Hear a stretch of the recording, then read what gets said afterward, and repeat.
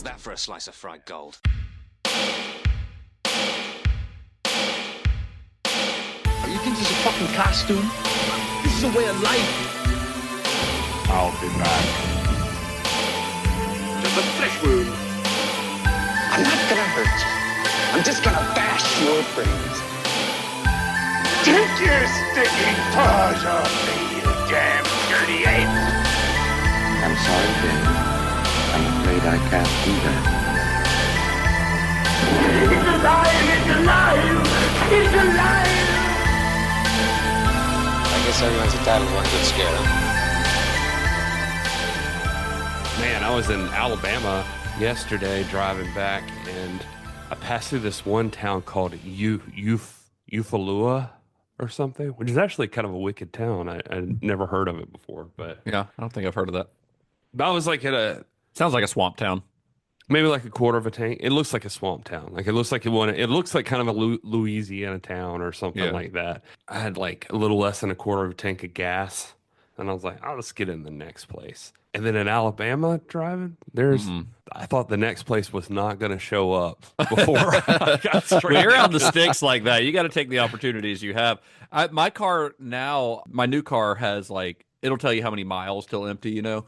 Like the little digital readout. And the other day I was down to like 3 miles. It's like 2 miles to work. And then I had to run my boss somewhere because his car was in the shop. So I was like, all right, that's fine. It's like less than a mile down the street. But by time I left work that day and I was going towards the gas station, which is on my way home, it went from 1 mile left to just like, it just said refuel. Like it just, the numbers just disappeared and it said refuel. And I was like, uh-oh, now bitch. I made it though. Yeah, I was going. The only thing that actually saved me was modern technology, because I finally got the bright idea as I was like, to use your driving GPS like, to where? Yeah, I was like, Jesus, is there nothing? And I'm like, oh, wait a minute. Let me cancel Hey, this Siri. out of Google Maps. Yeah. Like, let's get me a gas station. Yeah. And it finally took me to one. And, I I wanted the to people at the Blair Witch Project wish they had a Google Map. I bet they did. That's a Right? good segue into this episode. Well, hello, and welcome to Cinema Shock. It's the podcast exploring the stories behind your favorite cult genre films. We do all the research so that you don't have to. This is the last podcast you'll ever need about the Blair Witch Project. I'm one of your hosts, Gary Horde. I'm your other host, Justin Bishop. And I'm writer-comedian Mr. Todd A. Davis. Thank you for joining us for our discussion of arguably the quintessential found footage film. Yeah. I got to tell you, I don't know if we can hold up to, like, this is the last podcast that you'll ever need. There is so much shit about the Blair Witch. I know. Yeah. You're telling me, and that's why that's why this episode's going to be long, because this is going to be the last podcast you ever need, because I've read so much fucking stuff about the Blair Witch Project this week. I have lived and breathed Blair Witch Project for the last 2 weeks of my life, and I think I know everything. Nice. I think I got it all. I'm gonna hold you to it, man. I'm sure there'll be things that we won't mention, but we're going to mention just about as much of it as we can, because the story behind this one is pretty great. Yeah, if I get out of this, though, and I dig up something online that you don't talk about, I'm going to be real disappointed in you. That's fine. You can fire me from the show. No, because I don't want to deal with all this. I was gonna say, can you see me and Gary trying to do this show without you? It'll be a lot less informative. Did you see it? Yep. How about you? Sure did. And that's all the time we have. Why do you think they did this one thing? I don't know. Let's look it up right now. And then it's like 10 minutes of silence. That'll be the title of the new show. Let's look it up right now. Let me Google that for you. The podcast. So this week we are taking a look at what is arguably one of the most influential horror films of all time. A movie that, while it didn't invent the found footage subgenre, it certainly popularized it. It was also, for a time in 1999, a cultural phenomenon, in part because audiences were so unfamiliar with found footage, which, when combined with the film's ingenious marketing campaign, convinced many moviegoers that the events they saw unfold on screen might have in fact been real. Today, we are, of course, telling the story of the Blair Witch Project. This is my home, which I am leaving the comforts of for the weekend to explore the Blair Witch. I can see you. I'm real excited about this. Thank you for I'm the very opportunity. glad. this area's been haunted by that old woman for years. I don't know why you have to have every conversation on video. Because we're making a documentary. Not about us getting lost. We're making a documentary about a witch. I don't. We're lost. Admit that first. No, I know we're not lost. They're all over the place. But how do we know it was people? Well, even if it wasn't, I'm not going to play with that either. And it's all because of me that we're here now. Hungry and cold and hunted. Just want to apologize to Mike's mom and Josh's mom and my mom. Tell me where you are, Josh!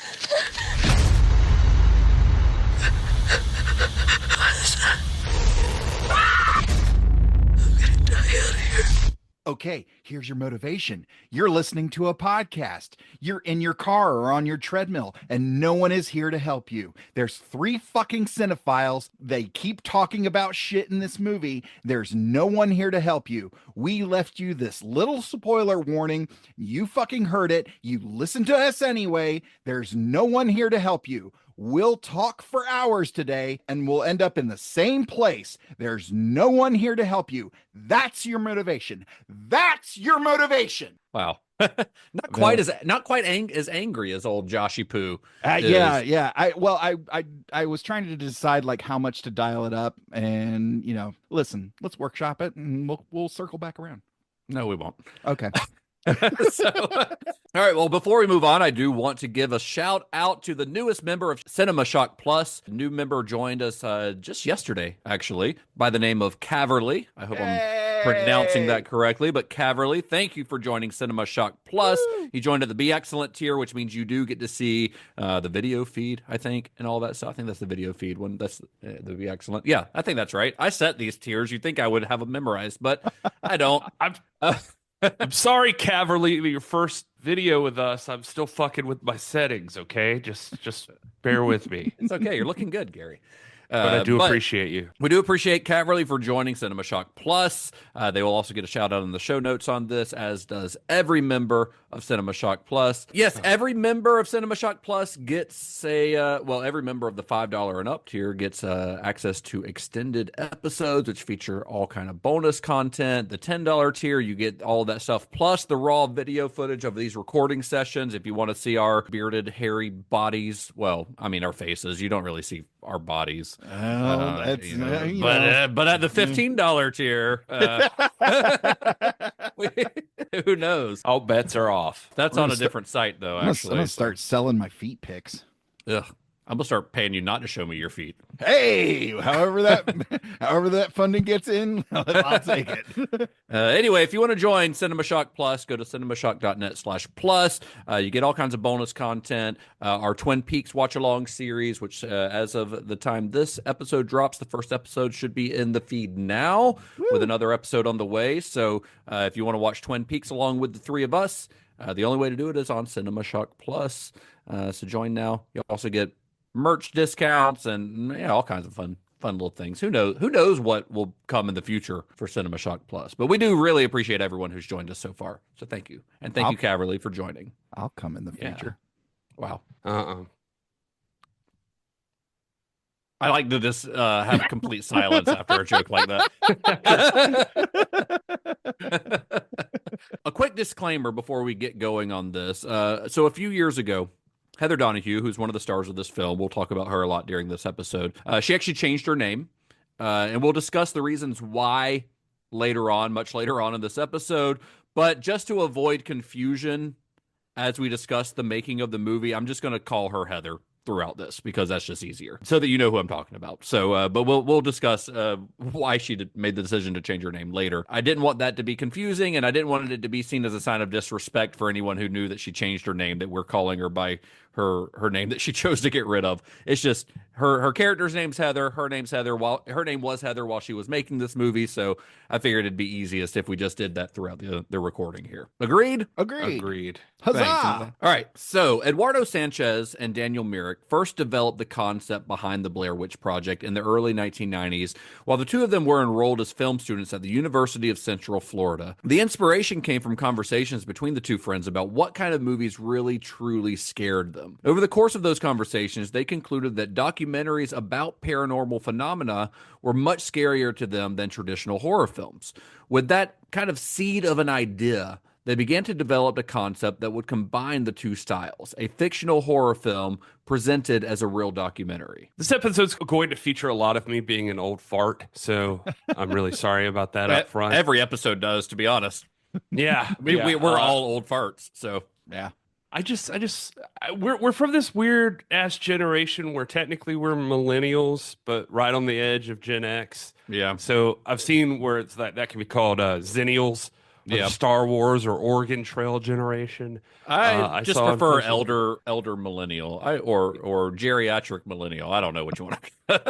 Yeah, I don't know if like late 70s or early 80s kids deserve their own generation name or if it's just us being up our own asses or whatever. But there is something to it though, because we're in this age of like where it was like where tech really launched, like really started taking off. Well, because like into high gear. All three of us can remember a time before the internet. Yep. Like we've lived a life where we learned to use the internet in our teens, really. So like the first part of our memories are in a world without the internet, and yet we're young enough to where we've had the internet long enough to where it's become ubiquitous within our lives. Exactly. And I guess it's just, and we could talk more about like how the newer side of the internet and all that stuff affected this movie. But I guess I was just coming here. Your comments just now just made me think of, I don't think people today can appreciate a time where TV was like regular network television was mostly what you had, or cable. I guess cable was there. I didn't have it because I lived out in nowhere. So I guess I'm just trying to say urban legends carried a lot of weight. And even documentaries could like really, really freak you out back then. And I guess they could now, but I just think back to a gentler time where the Unsolved Mysteries theme song kept me up at night. Dude, Unsolved Mysteries. And for me, Rescue 911.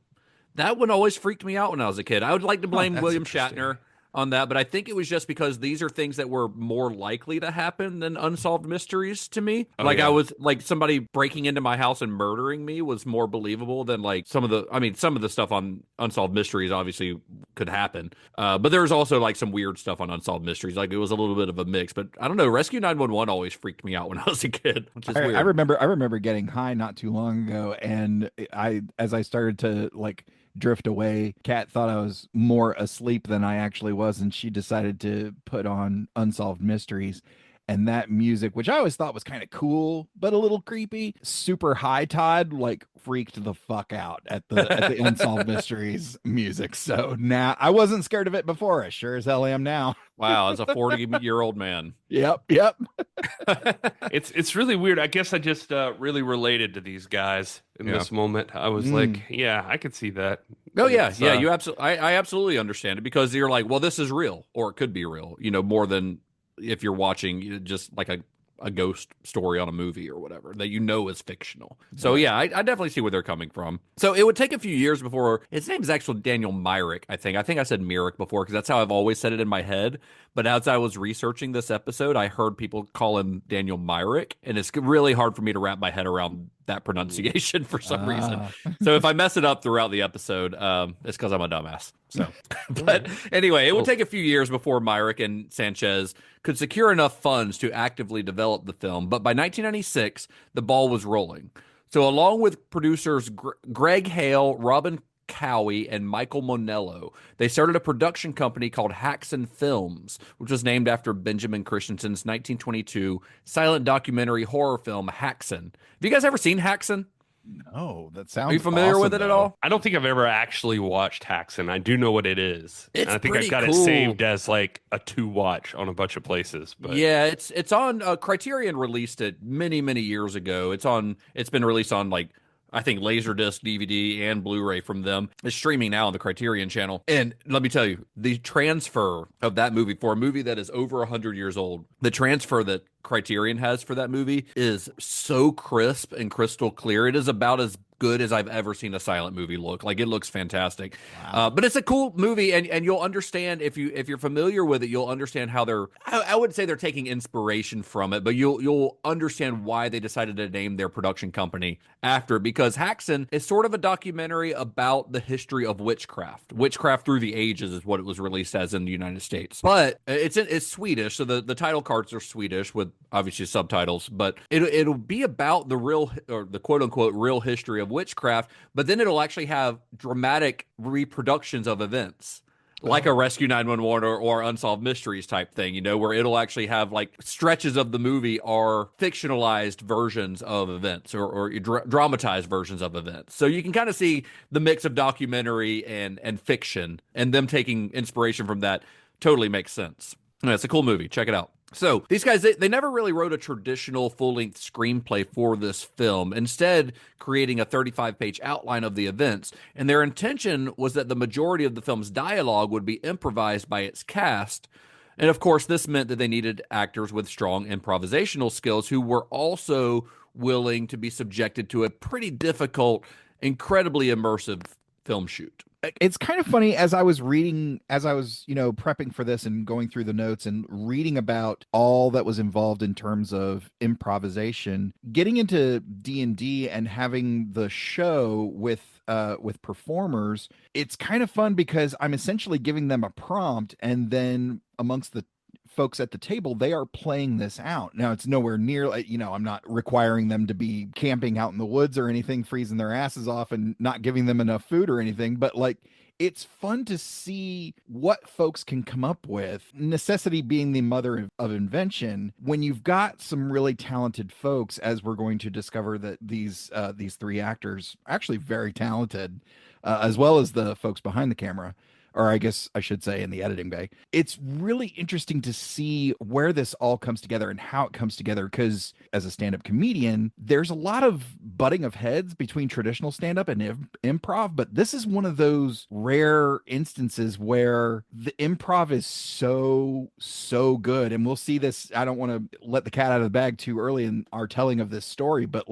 the improv is so good that people are able to completely buy in to what's going on, and believe that it's real.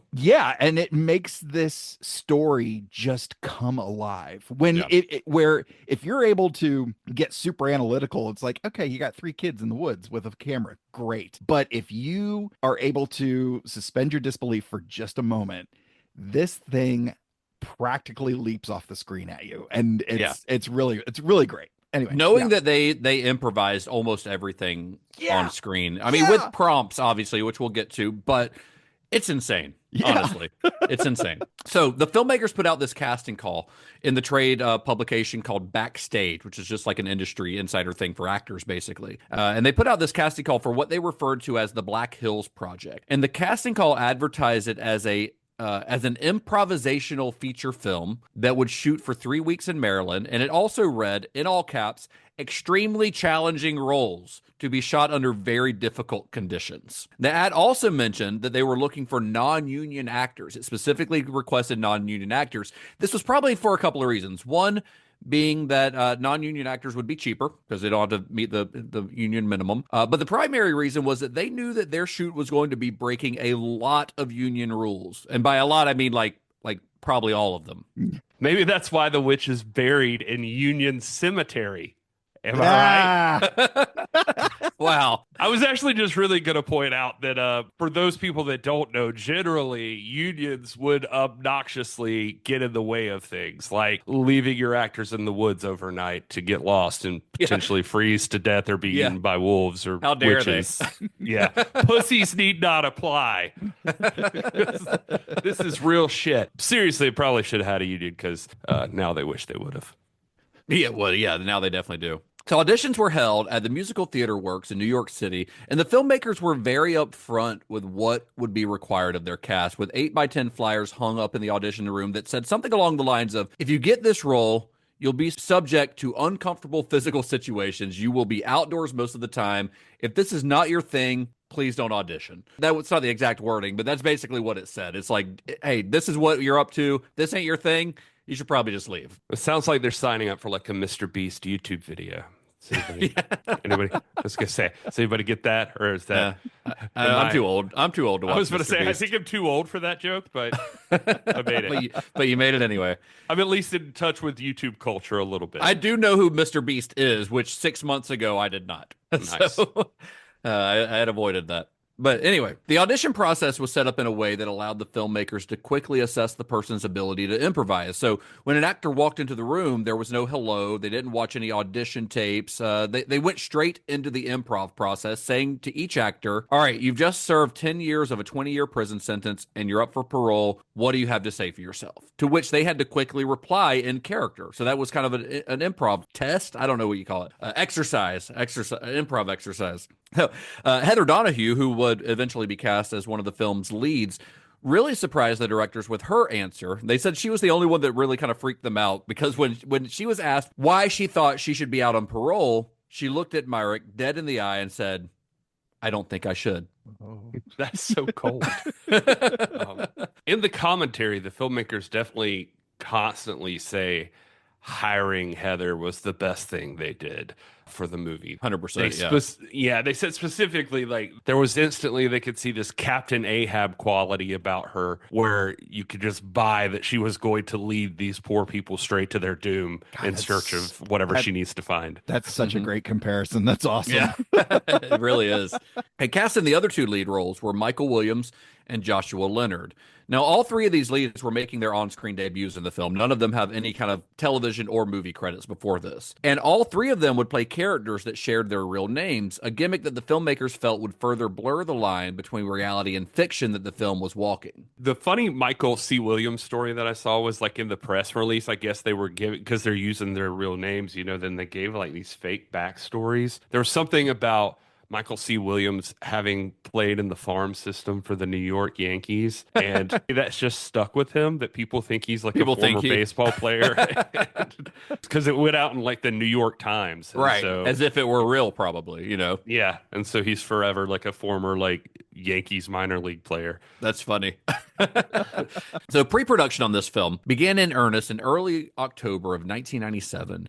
Myrick and Sanchez's first order of business was to construct a mythology behind the film, a legend that would work as the foundation for the film's story. And in doing so, they pulled from several inspirations, both real and imagined, including the real-life Salem witch trials, as well as Arthur Miller's 1964 play The Crucible, which deals with the injustices done to women who were accused of witchcraft. This is kind of a deep cut on a deep cut here, but anybody that's familiar with the work of Arthur Miller, one of his other, arguably his most famous play, Death of a Salesman, is a fantastic play, but knowing his life a little bit, he was, at least for a brief time, married to Marilyn Monroe. And if you've watched any movie about the life and ultimate death of Marilyn Monroe, all of this kind of comes into focus in a very interesting way, seeing that the Salem witch trials and how women were treated at that very particular time in history, and then jumping forward to the 1960s where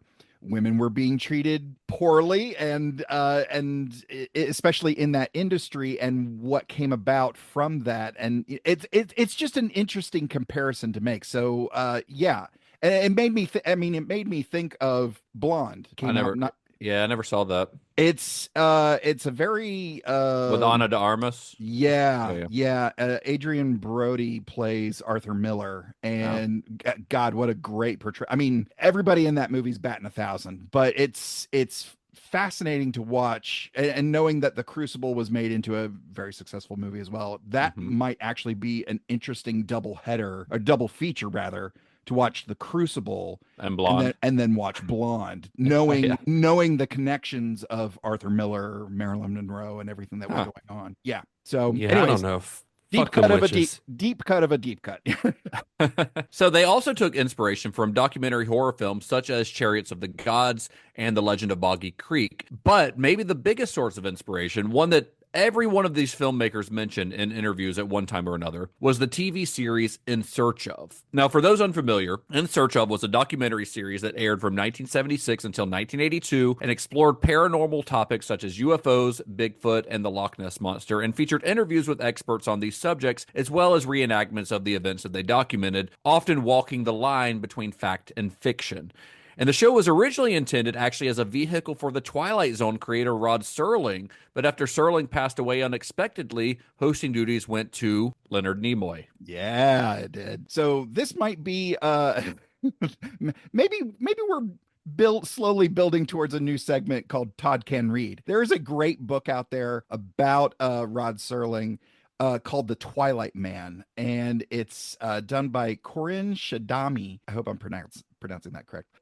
Fantastic art. Highly recommend. It's a really interesting look at Rod Serling and how he went from from his childhood into service in the military, and then becoming this sort of beacon of creativity, with his involvement in the Twilight Zone around the same time that Star Trek was getting off the ground. And it's available, it's out there, you can find, it's easy to find, it's on Amazon.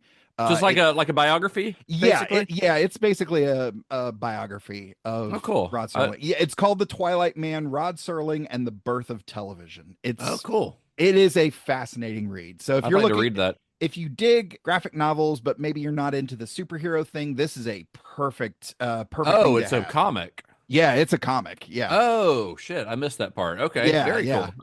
It's really dope. Highly recommend. Have you guys ever watched In Search of at all? I'm aware of it, but I don't think I've ever sat down for an episode. It's not like streaming anywhere, but you can find just about every episode on YouTube.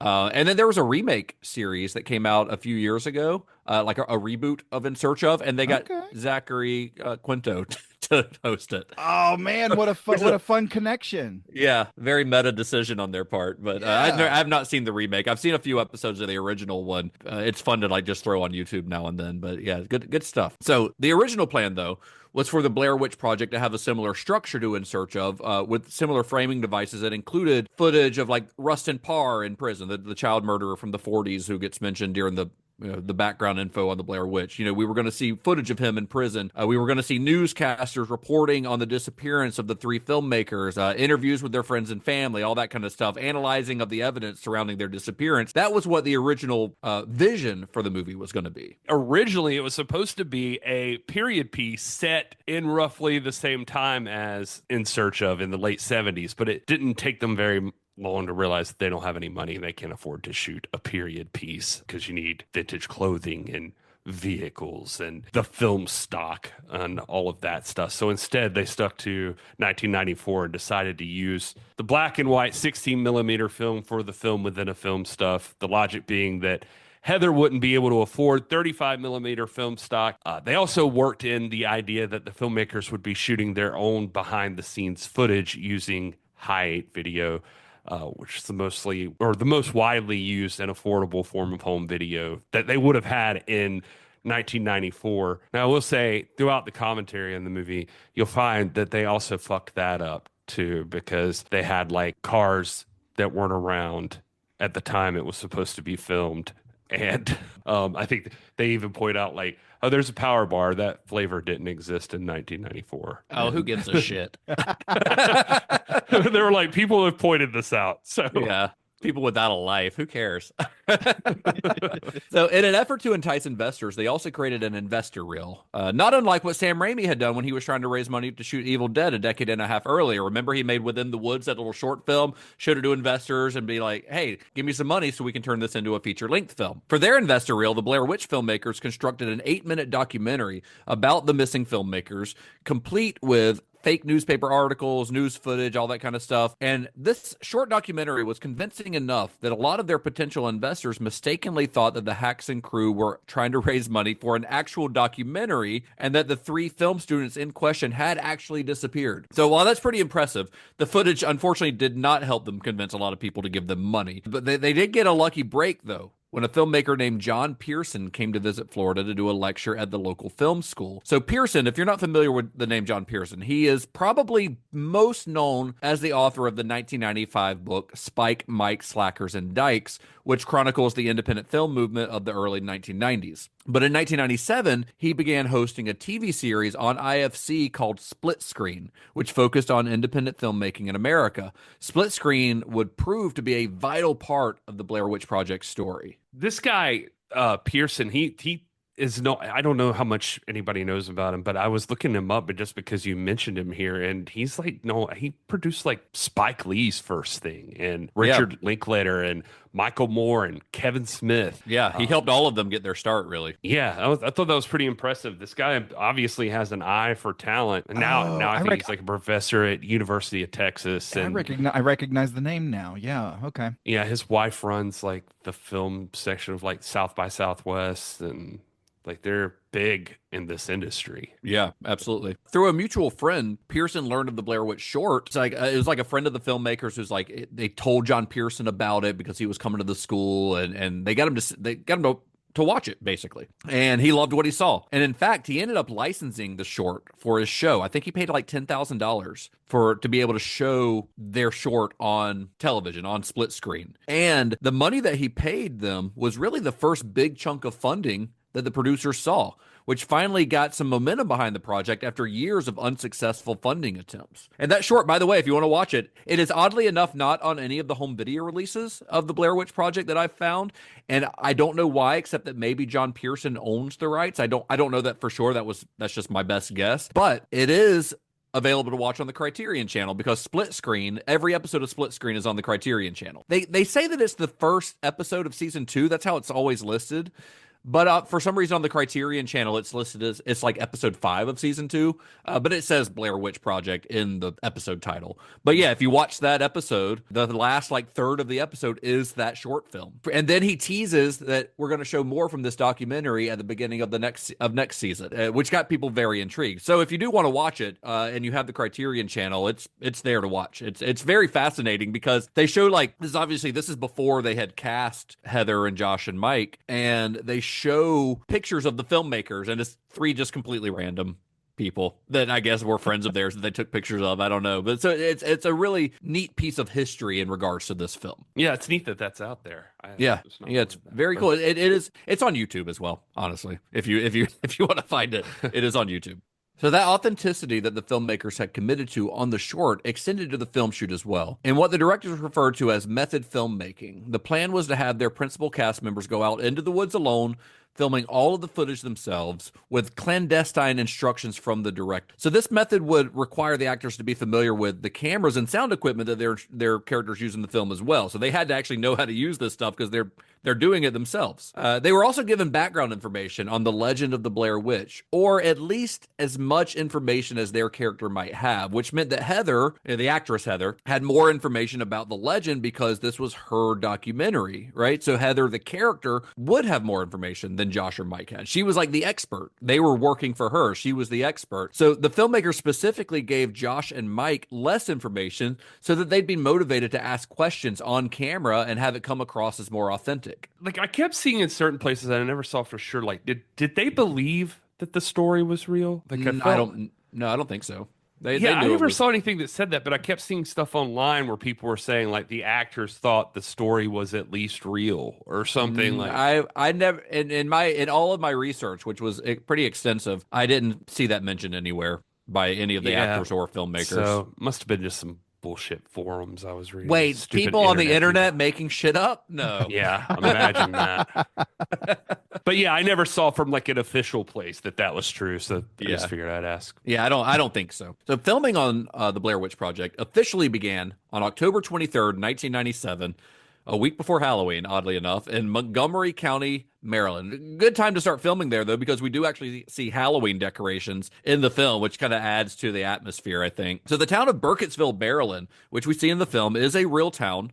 They couldn't afford to like make a sign for a fake town, so they just used a real town in Maryland called Burkittsville. Although the township of Blair, that's part of the legend of the Blair Witch, was completely fiction. Blair did not exist. When the filmmakers set out to shoot in Burkittsville, they did it without any permits. They shot everything guerrilla style. And the folks who lived in the town really had no idea that they were making a quote-unquote real movie. After all, there's no film crew there, right? There's just 3 people in their mid-20s with a camcorder and an old 16-millimeter camera and a DAT, a digital audio tape system for sound. Nothing that would indicate that a fictional film was being made. And in the final movie, this was really fascinating to me because I had no idea about. I knew about some of this background stuff on the Blair Witch, but I had no idea about this, and this kind of blew my mind.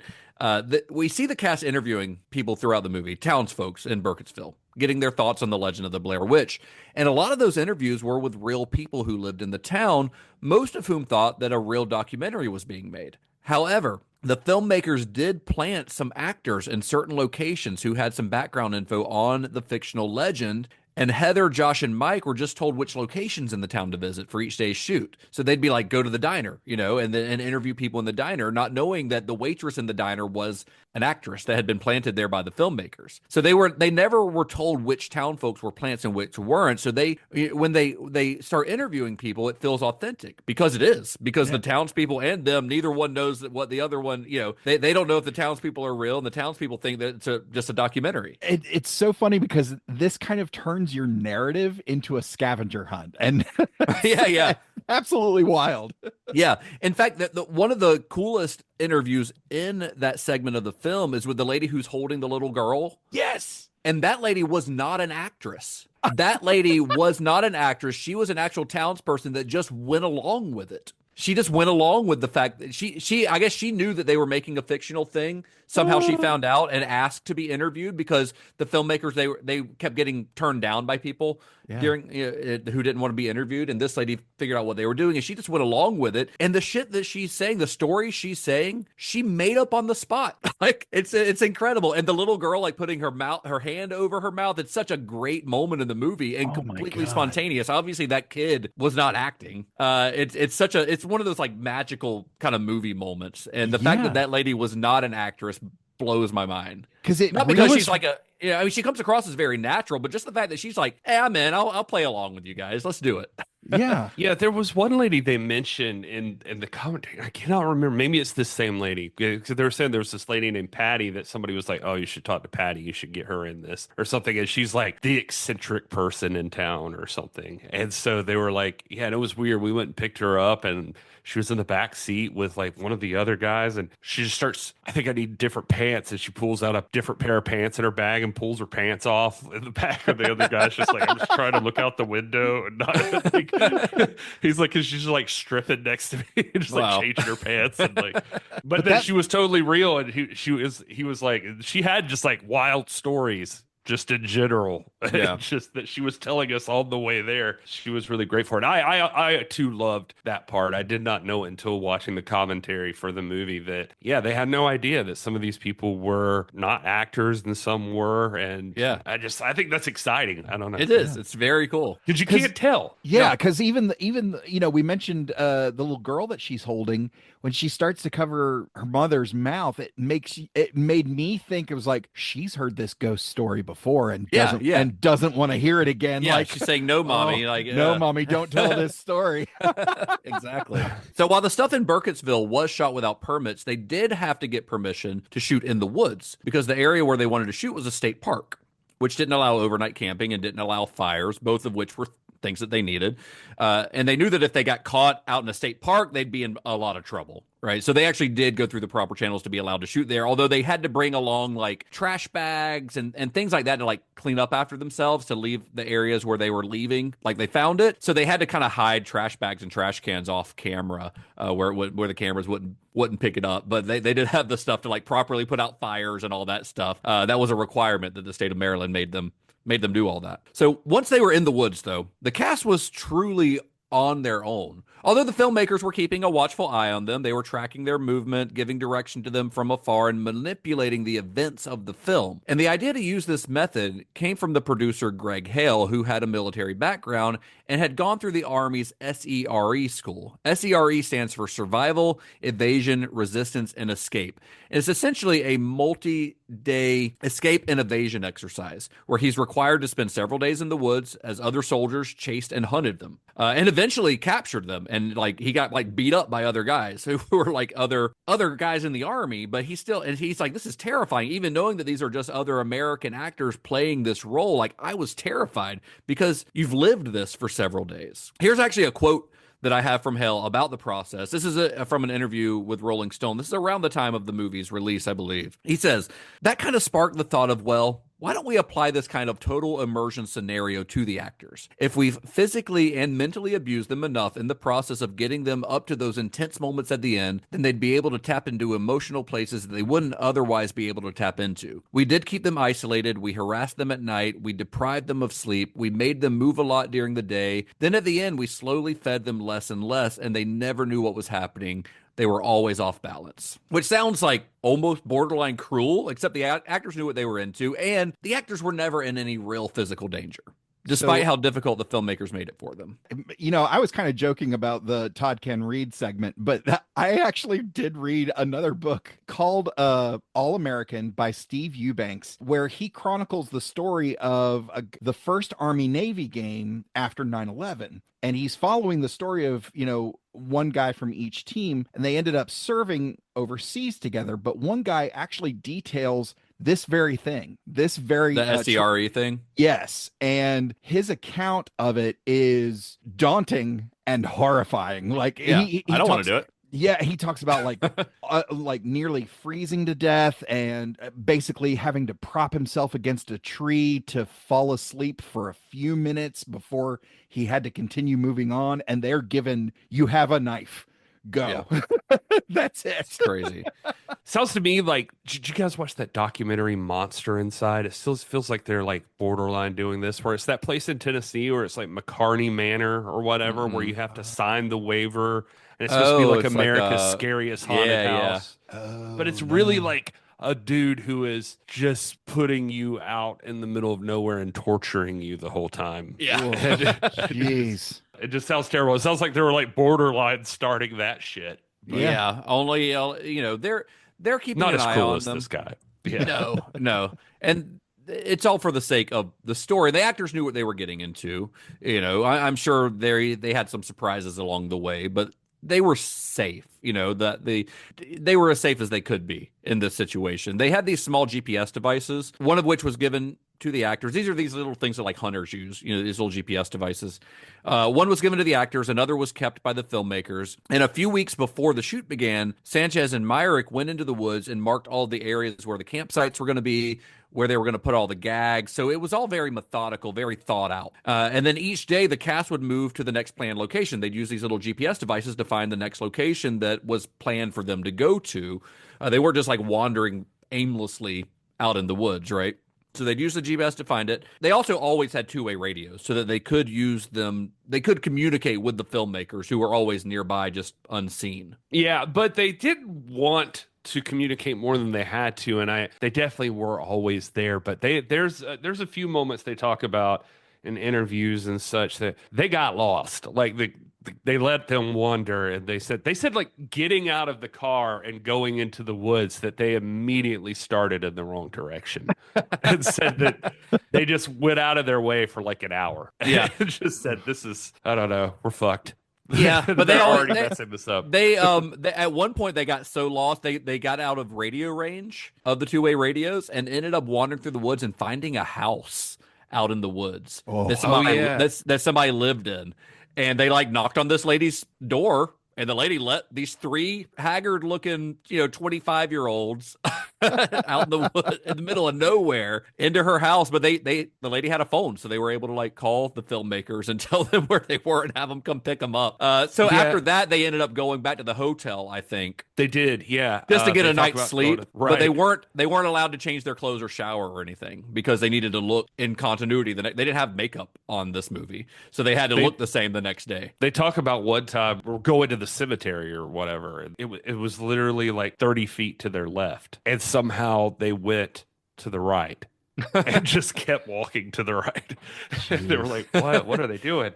No, now we're losing half a day because they're going completely in the wrong direction. Yeah, there were times too they mentioned that they'd have the checkpoints with all the stuff and like information about where they are, where they're going, or whatever. But the cast would miss it and go past it or go off in a different direction. Then the crew would come up behind them and were like, well, I guess they didn't need it.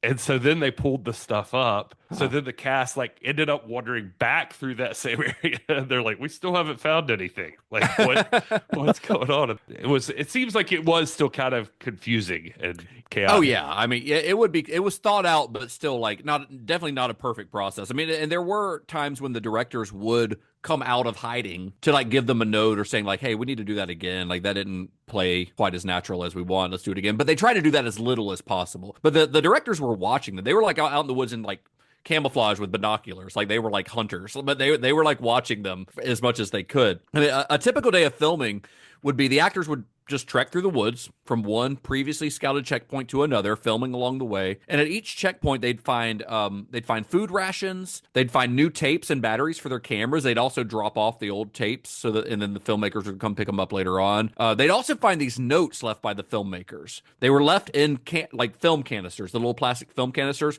and each one had the actor's name written on it. And inside of these were notes that would tell them their motivation for the day. And these notes were really the main form of communication between the directors and the cast. Each note was written specifically for each character in first person, and each actor only was allowed to read their notes. So they only knew their own character's state of mind, kind of, and how they would be reacting to things. So you kind of think of it as like an improv prompt. Only each actor only has their own prompts and is unaware of what the other prompts are for the other actors. Wow. So these prompts act as the building blocks for really every conversation and decision that the character makes throughout the day. That's actually what I was thinking of with those checkpoints, that like every once in a while they'd miss their note, their note or whatever. And so then they'd wander off and be looking for it. The crew would be like, well, I guess they read it, or they picked up their stuff here. I don't know at what point they stepped in and were like, what the fuck are you guys doing? So after walking all day, at night, the cast would camp out in their tent and basically just wait until the filmmaker showed up to do something to freak them out. Like that was kind of it. Like we might sleep tonight, or maybe somebody's going to start banging on the sides of my tent or making weird noises. Yeah, and they said sometimes they'd surprise them, like they'd jump in there and shake the tent or something like that to freak them out. But in the moments that they would go and like set up the stick figure things or whatever, if they didn't want them to come out of the tent and they knew they'd probably hear them stepping or something, they all had a safe word, and it was taco. Taco. To yell out taco. and that meant like it's not kayfabe anymore. Like, right.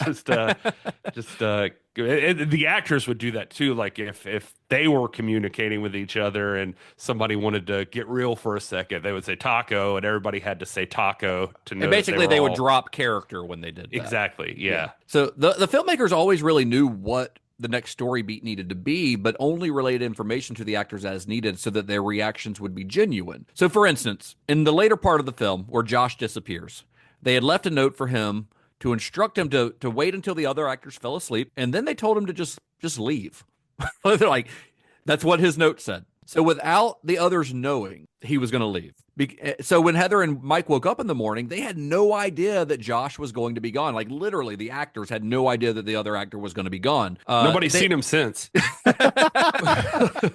And I think they instructed him to like, hey, if you do wake them up, just tell them you're going out to pee or something, right? So during the time he was missing, quote unquote missing, the filmmakers had Joshua Leonard record himself screaming, like it hurts, all this, the stuff that you hear him screaming out in the woods.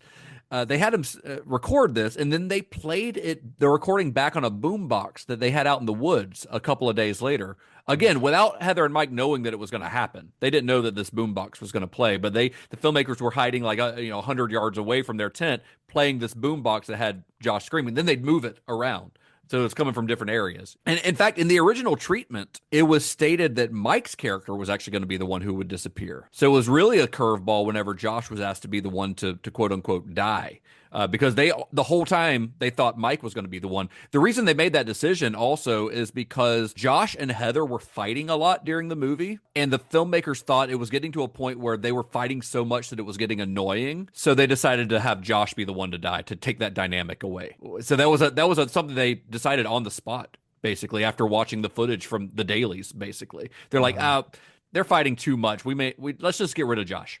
Not because Joshua Leonard was bad. Joshua Leonard's quite good in the movie, but just because they didn't want it to be too much for the audience to just see them fighting for the rest of the movie, basically. Yeah. So I do have a little example of some of those character motivation notes that were left by Sanchez and Myrick. These were exact replicas that I have from a book on the Blair Witch Project. In fact, I'm going to have you guys act these out for us. How about that? All right, Gary, do you want Heather or Michael? Whatever makes you happy, Todd.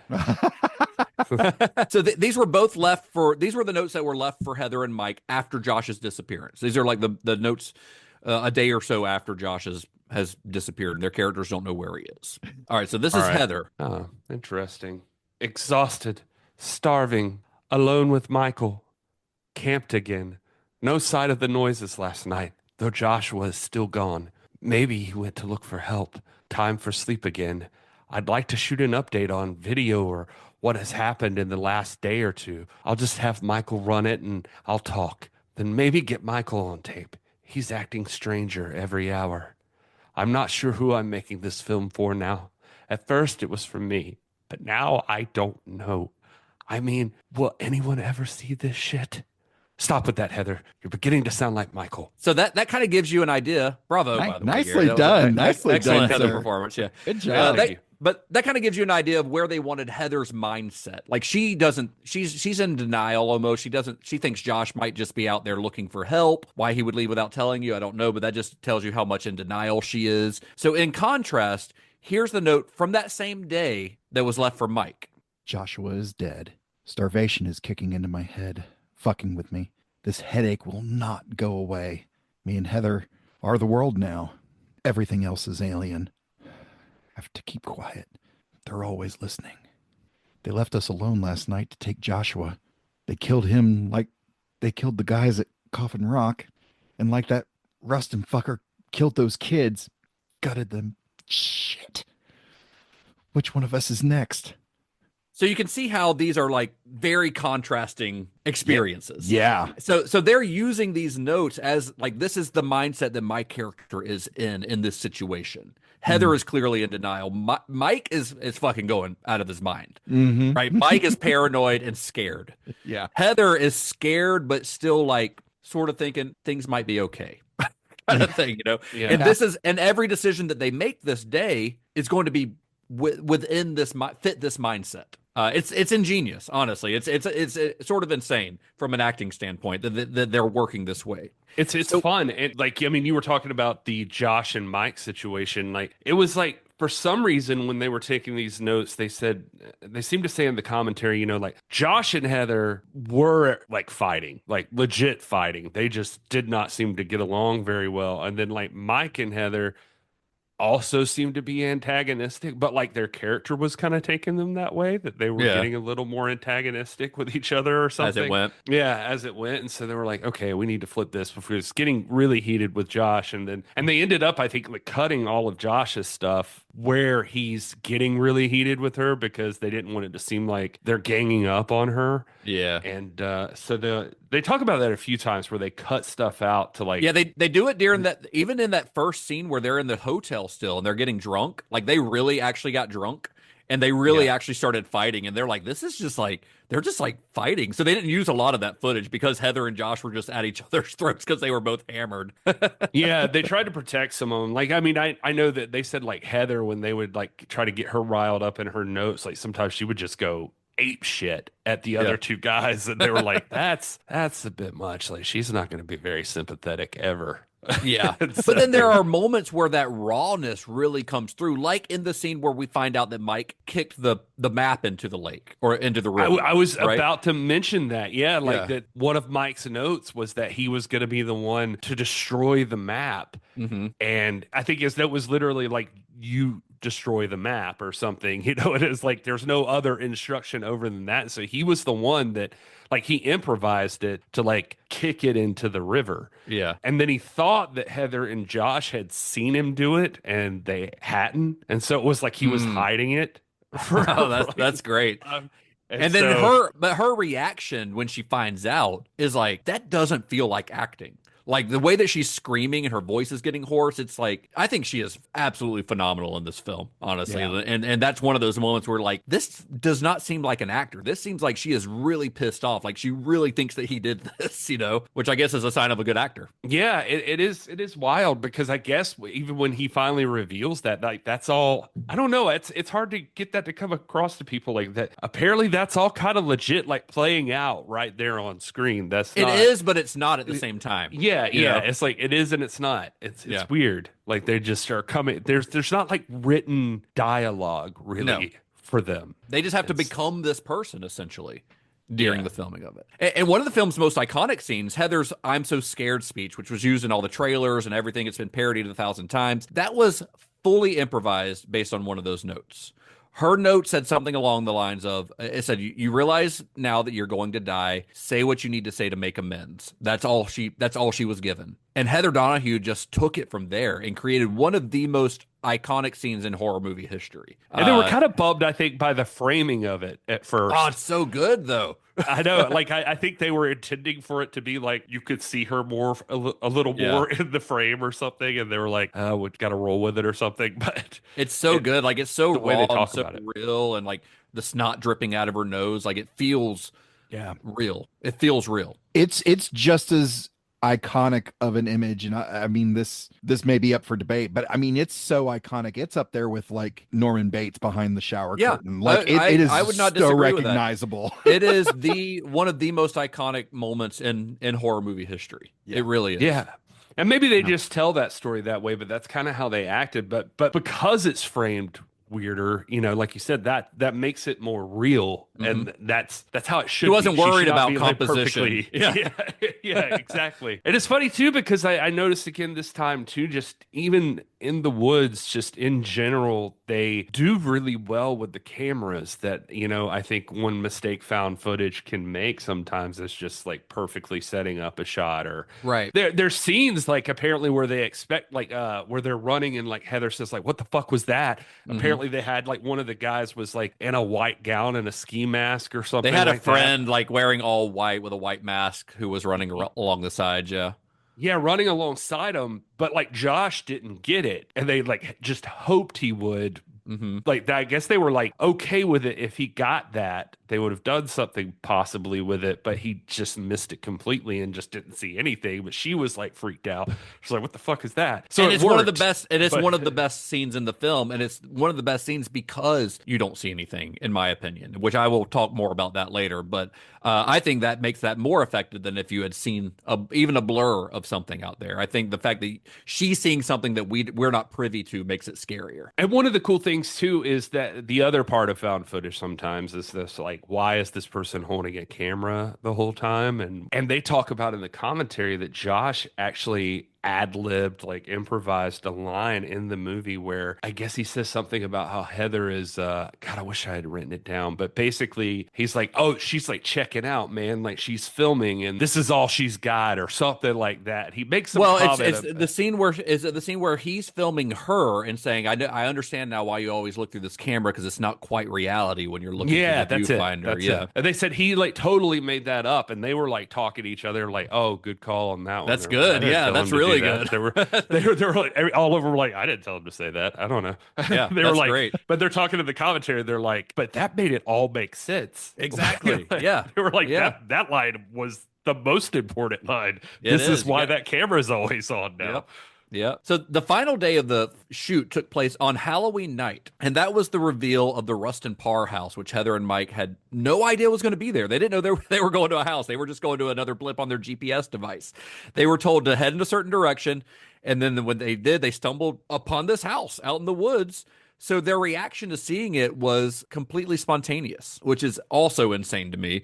I will say they did shoot the stuff inside the house a couple of times. They did a few takes on that, which is one of the only times I think where they did multiple takes. There are multiple endings to this movie. There are alternate endings to this movie. There's one where Mike is levitating, kind of like suspended in the air. There's one where he's hanging, like he's been hung by his neck. There's one where he's facing the camera instead of facing away, which is pretty creepy, actually, because he's just like staring at you dead on. But the one they went with, I think, is the best one of all of them. But they did do the the walk through the house on multiple takes because I think they weren't quite happy with the first go through. But them coming upon the house, completely spontaneous. So that shoot in Burkittsville and in the woods lasted about 8 days.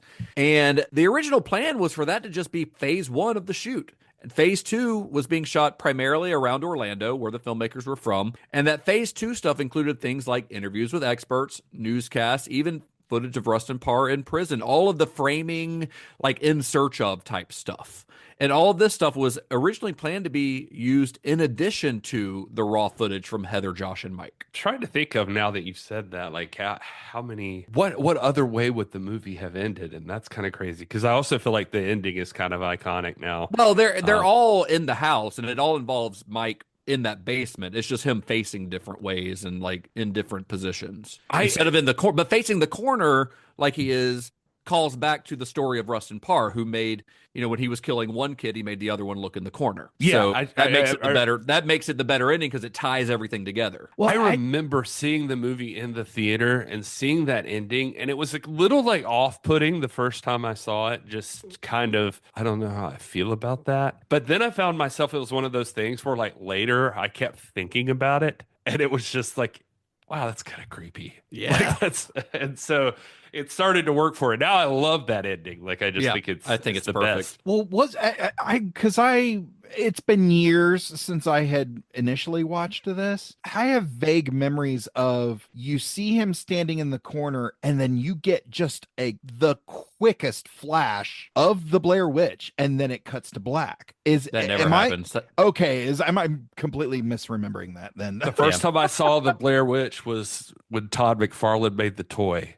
Yeah, I had that toy. That was the first time anyone had ever seen the Blair Witch. Yeah, because I remember that toy, and I was like, "Where did anybody ever see the Blair Witch?" That's one of those things, Todd. Like in Texas Chainsaw Massacre, where people remember the girl being put on the hook and it being bloody and gory, and you don't actually see anything. It's just in your memory. You're remembering that. But no, there was never any image. Now they discussed it. They discussed the idea when they were discussing the ending of this. They were like, well, should we show maybe a foot or something step into the camera? But they ultimately decided not to show any. But there was a discussion, but they never filmed anything. Wow. It's probably best in this situation because they don't have the budget to pull off. Right. Yeah. I don't know. And whatever you're imagining, it's one of those things too. Whatever you're imagining is going to be worse than whatever they could pull off in Absolutely. the scene. Yeah. 100%. I will say you were talking about the woods in Burkittsville, but they definitely in the commentary, they say like the cemetery. They were like, there's the cemetery in Burkittsville. That's the only Burkittsville proper scene. Stop going to Burkittsville. Like, don't go there. Horror Those fans people hate us there. Well, in recent years, Burkittsville has embraced it. But for a long, long time, the people in Burkittsville like hated it because horror fans were just coming. They were like still in their town sign. I was about to say they still the city limit signs and stuff like that. But in recent years, Burkittsville has leaned a little more into it, is what I've heard. They mentioned that in one of the in the documentary I watched about the making of the movie, where they're like now like the mayor of Burkittsville now kind of like embraces it, and why not? I mean, it's tourism dollars, I guess, but just don't like steal shit. Don't steal headstones from the cemetery. That's how you get. I was gonna say anyway. I literally was looking at the website today. I just like pulled up. It was the Burkittsville Union Cemetery like website, and it has a disclaimer still on the website to this day, and it says, "Blair Witch fans, please note there is no tombstone with Blair on it. There is no witch buried here. You are welcome to visit during normal visiting hours of the cemetery. Do not please be respectful of other people and the dead." And the dead. I did want to add to, they pointed out in the commentary, I don't know a better place to put this, but that the three of them sitting around the campfire at one point is probably the most expensive scene in the movie because they did have to pay for the rights for Josh to sing Gilligan's Island. Did they really? Yeah. And I wondered about that because I was reading My Best Friend's Exorcism. Actually, My Best Friend's Exorcism, I was listening to the Audible and going through that. They don't sing the songs. There's like parts where there's clips from like songs from the 80s or whatever, and they don't sing it. They like kind of say it in a weird place. And I'm like listening to the narrator and I'm like, this bitch has heard I Think We're Alone Now. Like, just sing the song. Like, why is she not singing the song? And I wonder if it's because of that reason. Like, they have to pay for the rights. I guarantee you that's why it is. But it's like, if you're singing it, like, you still have to pay for the rights for it. Yeah, somebody still owns it. I mean, if you own a let's say a bar and you have live music, if you hire a musician who is playing cover songs, you have to pay. Like there are fees that you have to pay because that I forget the name of it. It's what's the name of it? I should know that. But there's an organization that you have to pay an annual fee to be able to have music where they're playing cover songs. Wow. Yeah, that is interesting. I did not know that, but that's the record industry doesn't mess around when it comes to that, which is why we're not allowed to sing songs on our show on the podcast. Yeah, I'll have to keep that in mind. I do like to sing. All right, so it wasn't until the film was in post-production that they began to toy with the idea of simply using the raw high 8 and 16 millimeter footage for the film. And it was a decision that was made very far into the process and caused a lot of tension between the filmmakers because they had a hard time letting go of their original concept and accepting that the film was shaping up to be something else entirely. Sanchez and Myrick each worked on separate edits of the film, one with the phase 2 footage that the In Search Of stuff in there and one without, and they screened both versions at various test screenings and whatnot, and they found that the ones with the phase 2 without the phase 2 stuff always got a better reaction from people. But they were still kind of conflicted about it. Like, they didn't want to give this up because In Search Of, remember, that was like kind of their biggest influence on this. So they didn't want to give up the thing that would make it seem the most like an episode of In Search Of. So they went back and forth on the decision to leave this stuff in, take this stuff out. And they didn't actually make a final call on it until literally the day before they submitted the film to the Sundance Film Festival. Now, during all of this time, while the film itself was still being shaped and they were still trying to figure out if they were going to use this stuff or not, the Blair Witch Project began to develop some underground hype, largely due to that episode of Split Screen that had helped them get funding in the first place. Because IFC was relatively new at the time. They also showed it on Bravo. Split Screen showed on Bravo. I guess they had the same parent company. Maybe they still do. I don't know. But it would show on Bravo as well. But both of them were fairly new stations, and they didn't have a lot of like original programming. So they would just play the same stuff over and over. And Split Screen was one of those things that they would play over and over. So this episode of Split Screen, the one with the Blair Witch short in it, it had aired several times over the months when the film was being prepped and being shot, which led to a lot of chatter about it online. People started blowing up the message boards on the Split Screen website, which is like a GeoCities message board. You know, this is 1998 or whatever. They wanted to know more about this Blair Witch documentary that it was teasing. And even on these message boards, there was already a lot of debate about whether this was real or not. So John Pearson, he saw the possibilities of the film, especially with it being embraced by the burgeoning online film community. And he encouraged the Haxon guys to make a website of their own for the Blair Witch Project. Eduardo Sanchez, being the only member of the production with any sort of HTML experience, which is all you really needed at the time, he built a fairly rudimentary website. It was at the blairwitch.com, which sadly now just takes you to the Lionsgate website. If you type in blairwitch.com, that's where you're going to go. But on this website, which is, by the way, archived on the Internet Archive.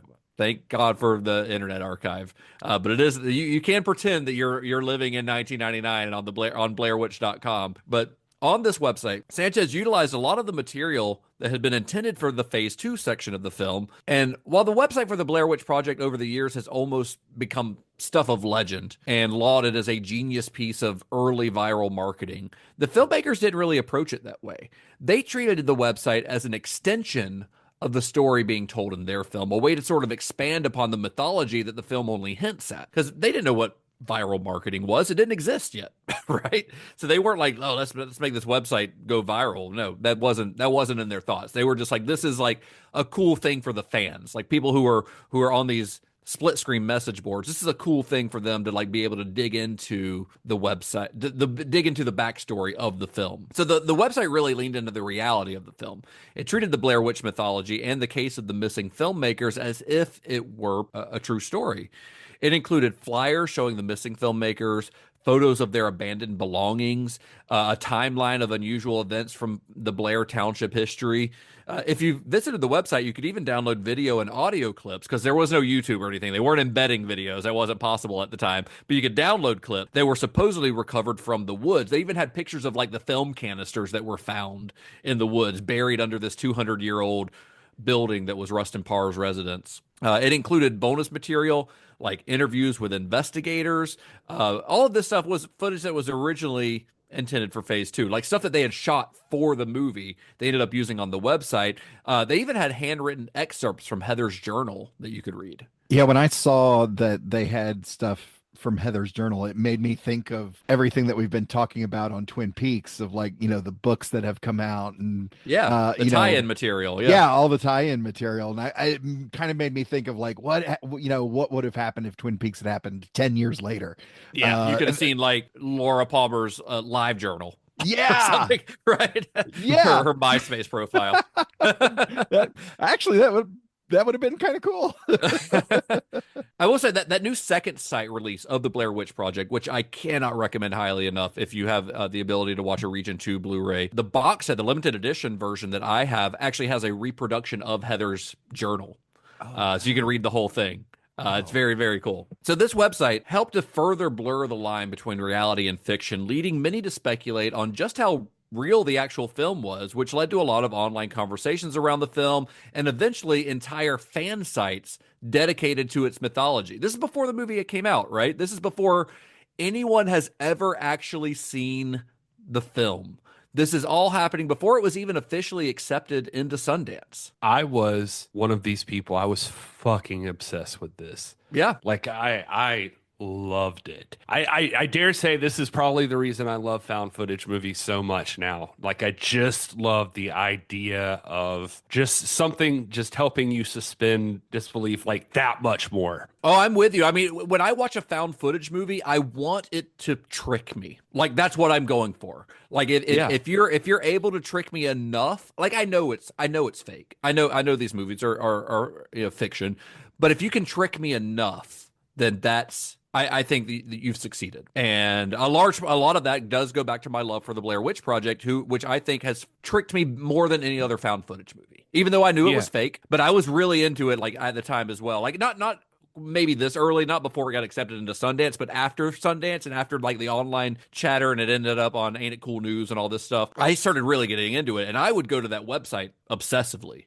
Like, I really would. Like, I was fascinated by the mythology and the fact that they were building this backstory and all this stuff. I thought it was, and I still do think it's super cool. Like, it's just, I remember sitting with my buddy in high school, freaking myself out, like reading the website before I'd ever seen the movie. Yeah. Like, just going through it, just talking about they're gonna release this footage. Like, I bought it, dude. You bought into it? I was like, yeah. I was like, how can they do this? And that's where you start to mess up, when you start thinking about, like, how could they? You know, like the family signed off on this. But there's just enough. There's just enough of that suspension of disbelief that makes you go. Well, I was, like, I was in high school still, so like there was been like 17, 18, yeah. There was like that little bit of me that didn't think it all that far yet, right? To take it all the way through. So, legally, and not only legally, like, the families would have to sign off on it probably, but also like ethically.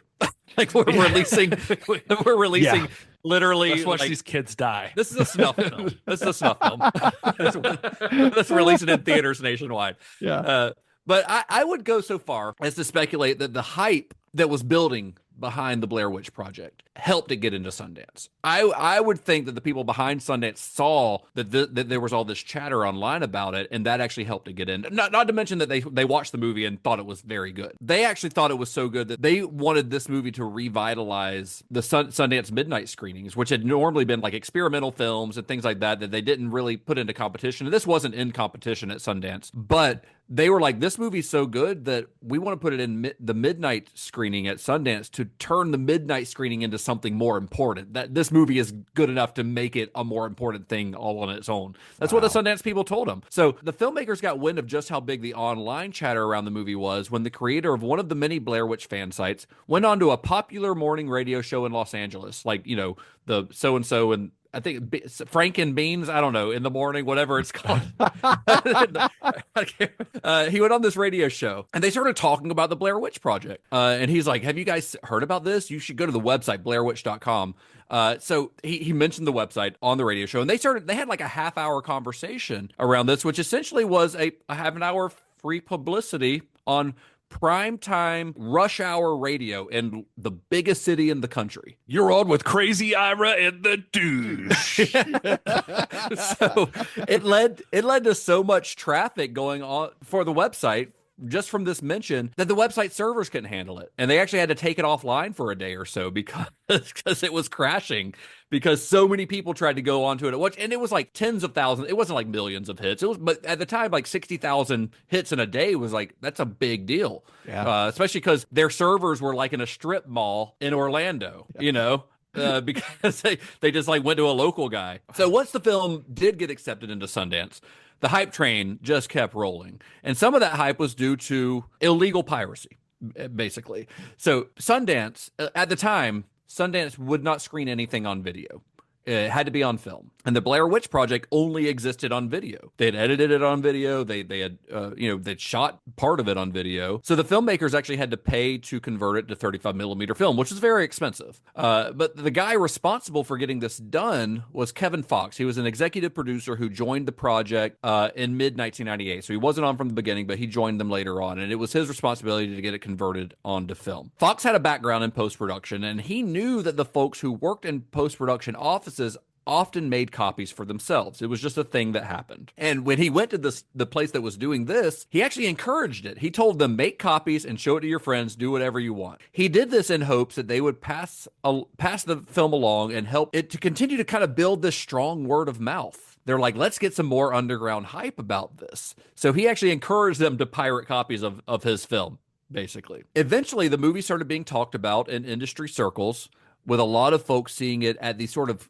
clandestine screenings, almost like it were an actual snuff film. Like they were having like these secret screenings across Hollywood. And eventually, a copy of the unfinished film version of the movie made it online. Instead of hurting the film, it actually added fuel to the fire, leading to fans getting even more excited for the final product. So by the time the film premiered at Sundance, the buzz surrounding the film was palpable. I just want to take just a second here, because this is a really fascinating thing that's happened with this film, the idea that it leaked. It was not the final version, but a version of the movie leaked. Right. And recently, and I'm sure our audience is very familiar with Deadpool and Wolverine.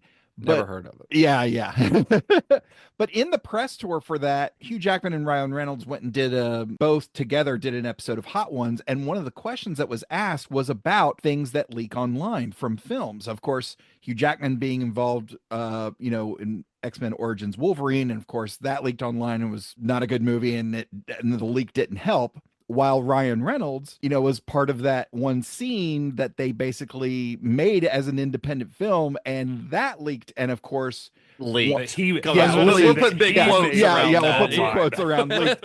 But when that hit the internet, of course, it blew up, and everything is what it is now. But I think this is just so fascinating of like things that end up leaking, like Blair Witch Project, and it ends up building hype, and other things that leak and it ends up practically killing it. But this is kind of one of those things that falls into that sweet spot of like, this just seemed like at every turn this thing happened. This is definitely like the subtitle for this could be called Right Place, Right Time, where it was just 100%, like everything's clicking, everything's clicking. Every person they meet ends up having doing something with it that just continues to catapult it. It's like you're in a video game and you hit a boost and then you hit another one and another one and you're like, I'm just trying to finish the race, but I've hit like 3 boosts in a row.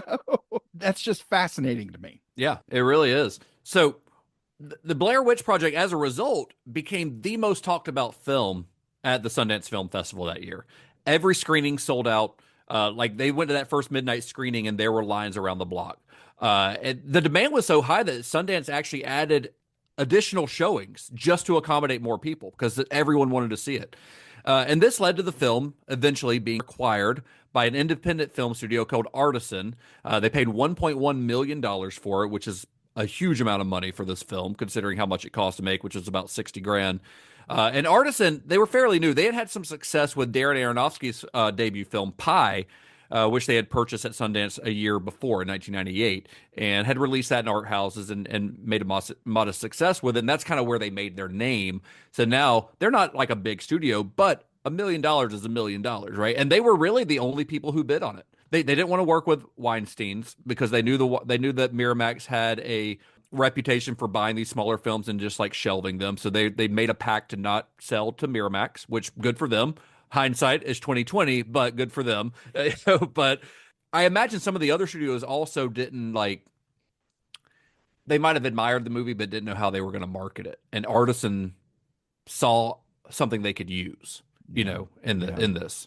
So once they did start marketing the films themselves, Artisan really leaned into the concept that the film was real and took it so far, some might say too far, as to get IMDb to list the actors as missing, presumed dead, and prevented them from doing any kind of press for the movie for several weeks after the film's release. So they were leaning, like, these actors basically had to go into hiding for a while. Wow. Not forever, but for a little while. I remember when they showed up on like the MTV Movie Awards or Music Awards or something, and it was like one of the first times they had done appeared something publicly together. Yeah. They even signed a deal with the Sci-Fi Channel to release a television special called The Curse of the Blair Witch, which uses the footage that was originally intended as the In Search Of style segments for the film. So they got to still use that footage, not just on the website, but they got to use it extensively in The Curse of the Blair Witch, which, have you guys watched The Curse of the Blair Witch? Yes. No. Oh, God. It's fantastic. I'll talk about it more later, but it is... I rarely watch the Blair Witch Project without watching The Curse of the Blair Witch because I just love the way that it expands upon the story. It is incredibly well done. Really, really good. Cool. So this blurring of the line between fiction and reality helped build even more word of mouth as the film began to get exposure among general audiences, beginning with a short 40-second trailer that was put in front of the year's biggest film, Star Wars Episode 1, The Phantom Menace. So... which was easily the biggest movie of 1999, which was a huge year for film anyway. But they put this little 40-second trailer in front of that, and it's a great trailer, by the way. If you've seen it, it is like mostly a black screen. You get the text on the screen about, filmmakers disappeared in 1994. This is their footage. That's stuff you get at the beginning of this movie. Yeah. And you get sound from the movie. You get the sound of Heather's that scene, the I'm so scared scene. Yeah. And then it cuts to footage of Heather in that scene where she's like looking to the side saying, I'm so scared, and it is such an effective trailer that's only 40 seconds long. And really there's only about 5 or 6 seconds of actual footage from the movie. And it's great. That's awesome. And people were seeing this before going to see Jar Jar Binks in 1999. But by the time but it worked. And by the time the film was released 2 months later, it was already on the verge of becoming a cultural phenomenon. I wish it had been Jar Jar Binks in the woods. These are so spooky. The Jar Jar Binks Project. When they had when Heather yells, "What the fuck is that?" That's it what was she Jar Jar. Was it was a a Jar Jar running along. Yeah. He had never seen a Gungan before. When they had set out to make this movie, the guys at Haxan Films had kind of moderate ambitions for the film. They had hoped to sell it to a cable network like HBO, have it released on home video market, on VHS and stuff, which was a big market at the time. They never expected a theatrical release. They never intended a theatrical release for this. In fact, even once the film was purchased by Artisan, at which point it was clear that this film was bigger than they had ever dreamed, it was still assumed that Artisan would give it a similar release that it had given to Pi, which is to say they expected it to be released in a few art house theaters around the country, but Never in their wildest imagination did they think that it would receive a wide release in multiplexes all across the country. They didn't expect this movie to play at the mall, you know? Right. That's where I saw it. Yeah. But Artisan saw something special in the Blair Witch Project and made the decision to open it wide. They opened it, I forget on how many screens, but it opened it limited at first and then expanded into like a couple thousand screens, 1,500 screens, something like that. And their gamble paid off. By the end of its theatrical run, the Blair Witch Project, which again was made on a budget of less than $60,000 before marketing and all that, but $60,000, it had grossed $248.6 million worldwide, $250 million, making it the most profitable independent film of all time. God. This success was spurred on not only by the film's aggressive marketing campaign, but also by great word of mouth. Audiences loved it, and by an overwhelmingly positive response from professional critics. You're talking about it being the most profitable film or independent film. I was looking at like just a random fact I saw in one article talked about the film was in the Guinness Book of World Records for top budget box office ratio was the thing it was in there for. Like budget to box office? Yeah. Yeah, because it was for a mainstream feature film. It cost $60,000 to make. Basically, it made back $248 million. They played it out. It was like for every $1 spent for every $10,931 made. That's a good return on investment right there. Right. Wow. Just pretty impressive. I was like, damn. Like, where am I for any of this? Not thinking of cool stuff. I'm doing cinema shock. Hey, maybe we'll make $250 million. Maybe we'll make that Joe Rogan money one of these days. We just got to start acting like assholes. Well, I'm not taking a vaccine. That's it. That's all you got to say. Yeah. Hire me, Spotify. Well, let's talk a little bit about what we think about it. I mean, I think it seems pretty clear. I think if you've been listening to this episode, where we kind of fall on that, and it's I think we're all big fans of it. It sounds like. I mean, when I saw this movie, I think I was the perfect age to see the Blair Witch Project. Summer of 1999. I knew about the film. I had seen reports on the film, even the earliest version of the trailer on Ain't It Cool News in the months leading up to its release. That's kind of the first place where the trailer landed, other than in front of The Phantom Menace. Summer of 1999, I was a rising high school senior. I started my senior year in like August or whatever of that year. So this is like a month or so before my final year of high school. I was already a full-fledged horror fan. I was also like a burgeoning film buff. Like I was discovering a lot of independent movies and things like that. That was around that age, and because I read as a burgeoning film buff, I was reading a lot of movie news websites. I was reading Chud and Ain't It Cool News especially, which were kind of two of the biggest ones at the time. So I was savvy enough, I think, in my memory, this is what I remember. Obviously, this was 25 years ago, so who knows if I'm remembering this correctly. But I remember, in my memory, I knew that this was not real. I know, Gary, you said you were kind of fooled by it, but I felt like, and maybe it's because I read a lot of movie websites that I just kind of was clued into the fact that it wasn't. I probably didn't read as many movie websites as you did. I feel as though by the time I actually saw the movie, I had a handle on it not being real. Right. But leading up to that. But leading up to it, when I was just regularly going to the website and showing everybody else the website, I think I had like a part of me that was like, this could be legit. Or you weren't sure or something. Yeah. Well, I think even knowing it wasn't real, I still had a lot of fun pretending that it was. And I think that's the key to enjoying a movie like this. Maybe is you're like yourself. Yeah. Well, like Todd said before, it's just suspending that disbelief, I in fact, this is one of the movies, and I can't say this about a lot of movies, but this is a movie where I specifically remember the events of the night that I saw this movie in theaters. I went, I was dating this girl through high school. I dated her for several years in high school, and we went to see this movie together. And I brought her home afterwards back to her house. She happened to live way out in the boonies, in the woods. Right, her house was surrounded by woods. And we returned when we got out of the movie. It was after dark, so we went to a later show. And so I brought her home in the dark to a house in the middle of the woods. And this is like a core memory for me because I remember this very specifically.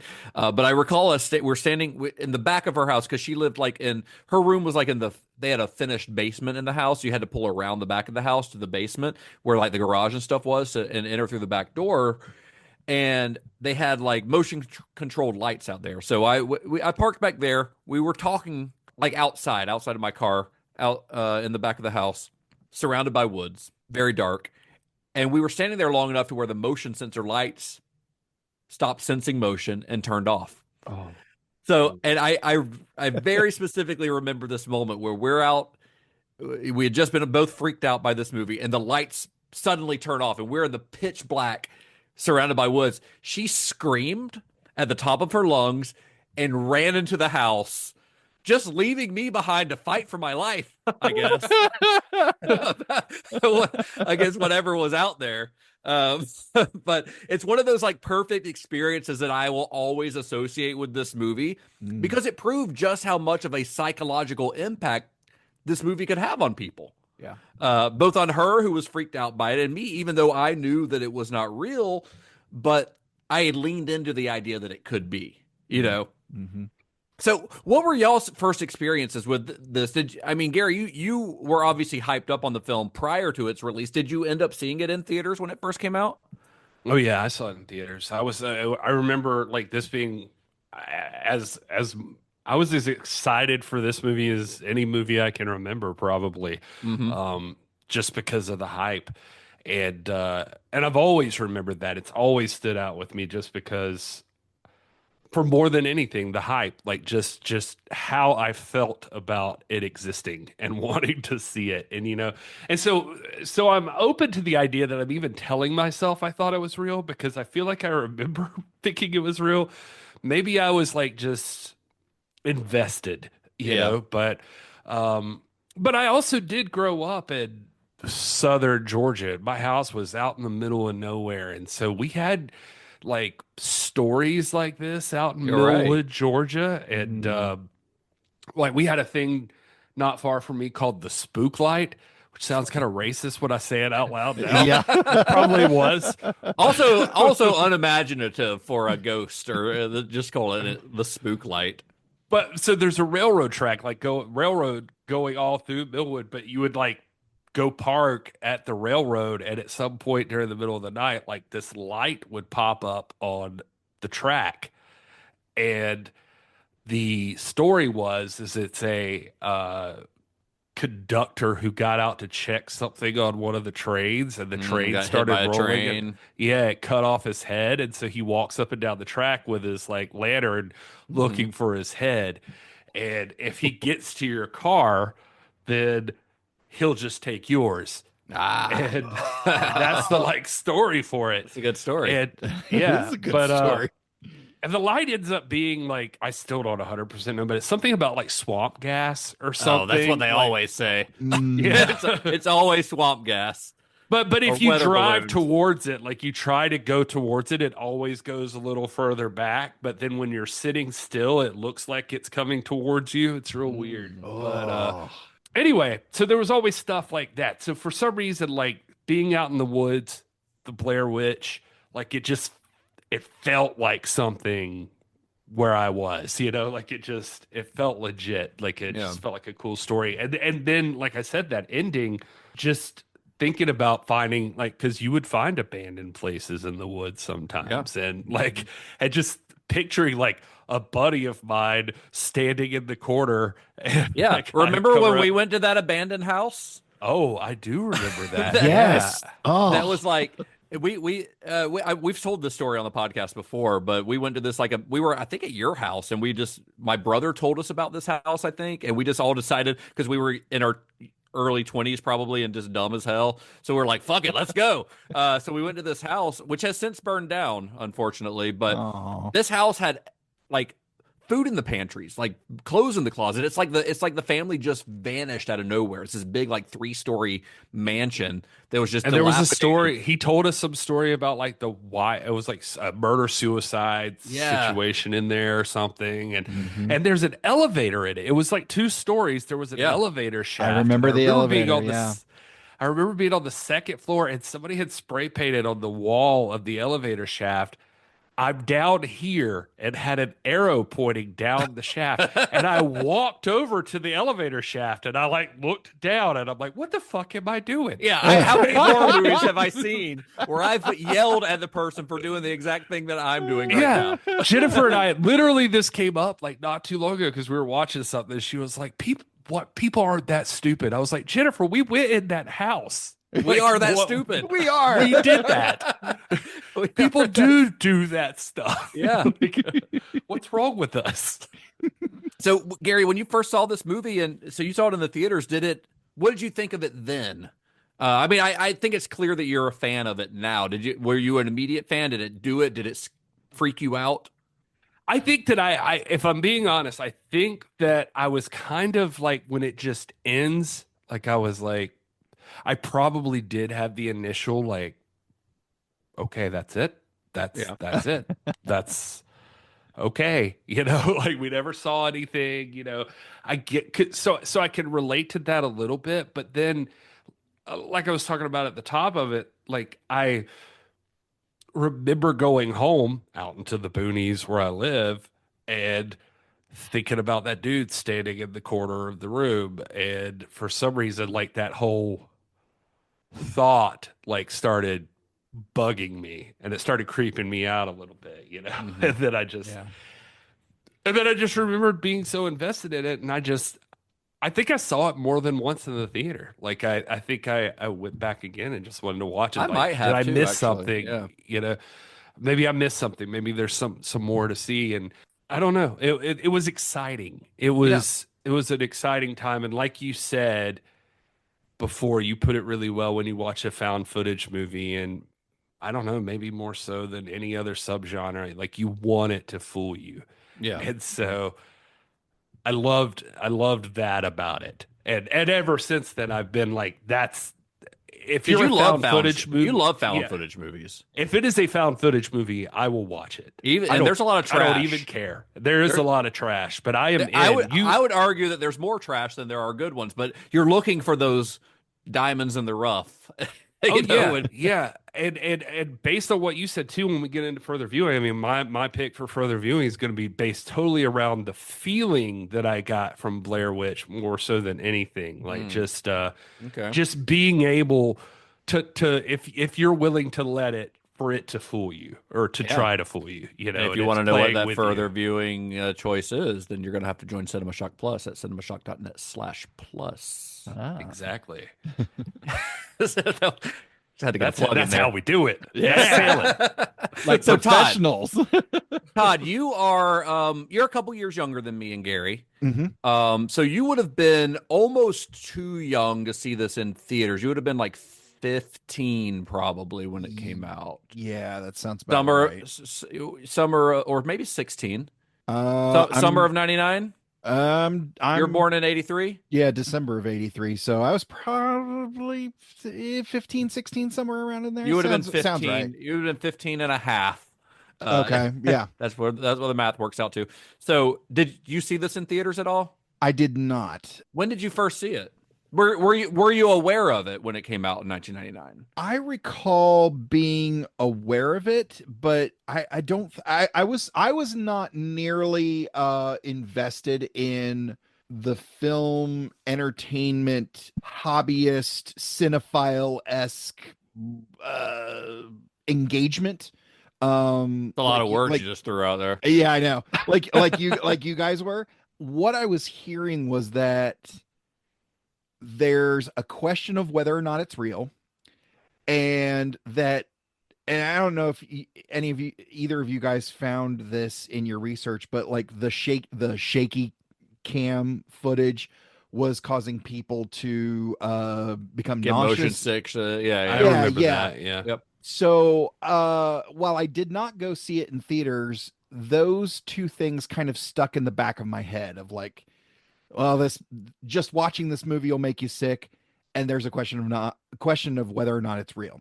So Right. by the time I did see it, which I may have seen it on VHS.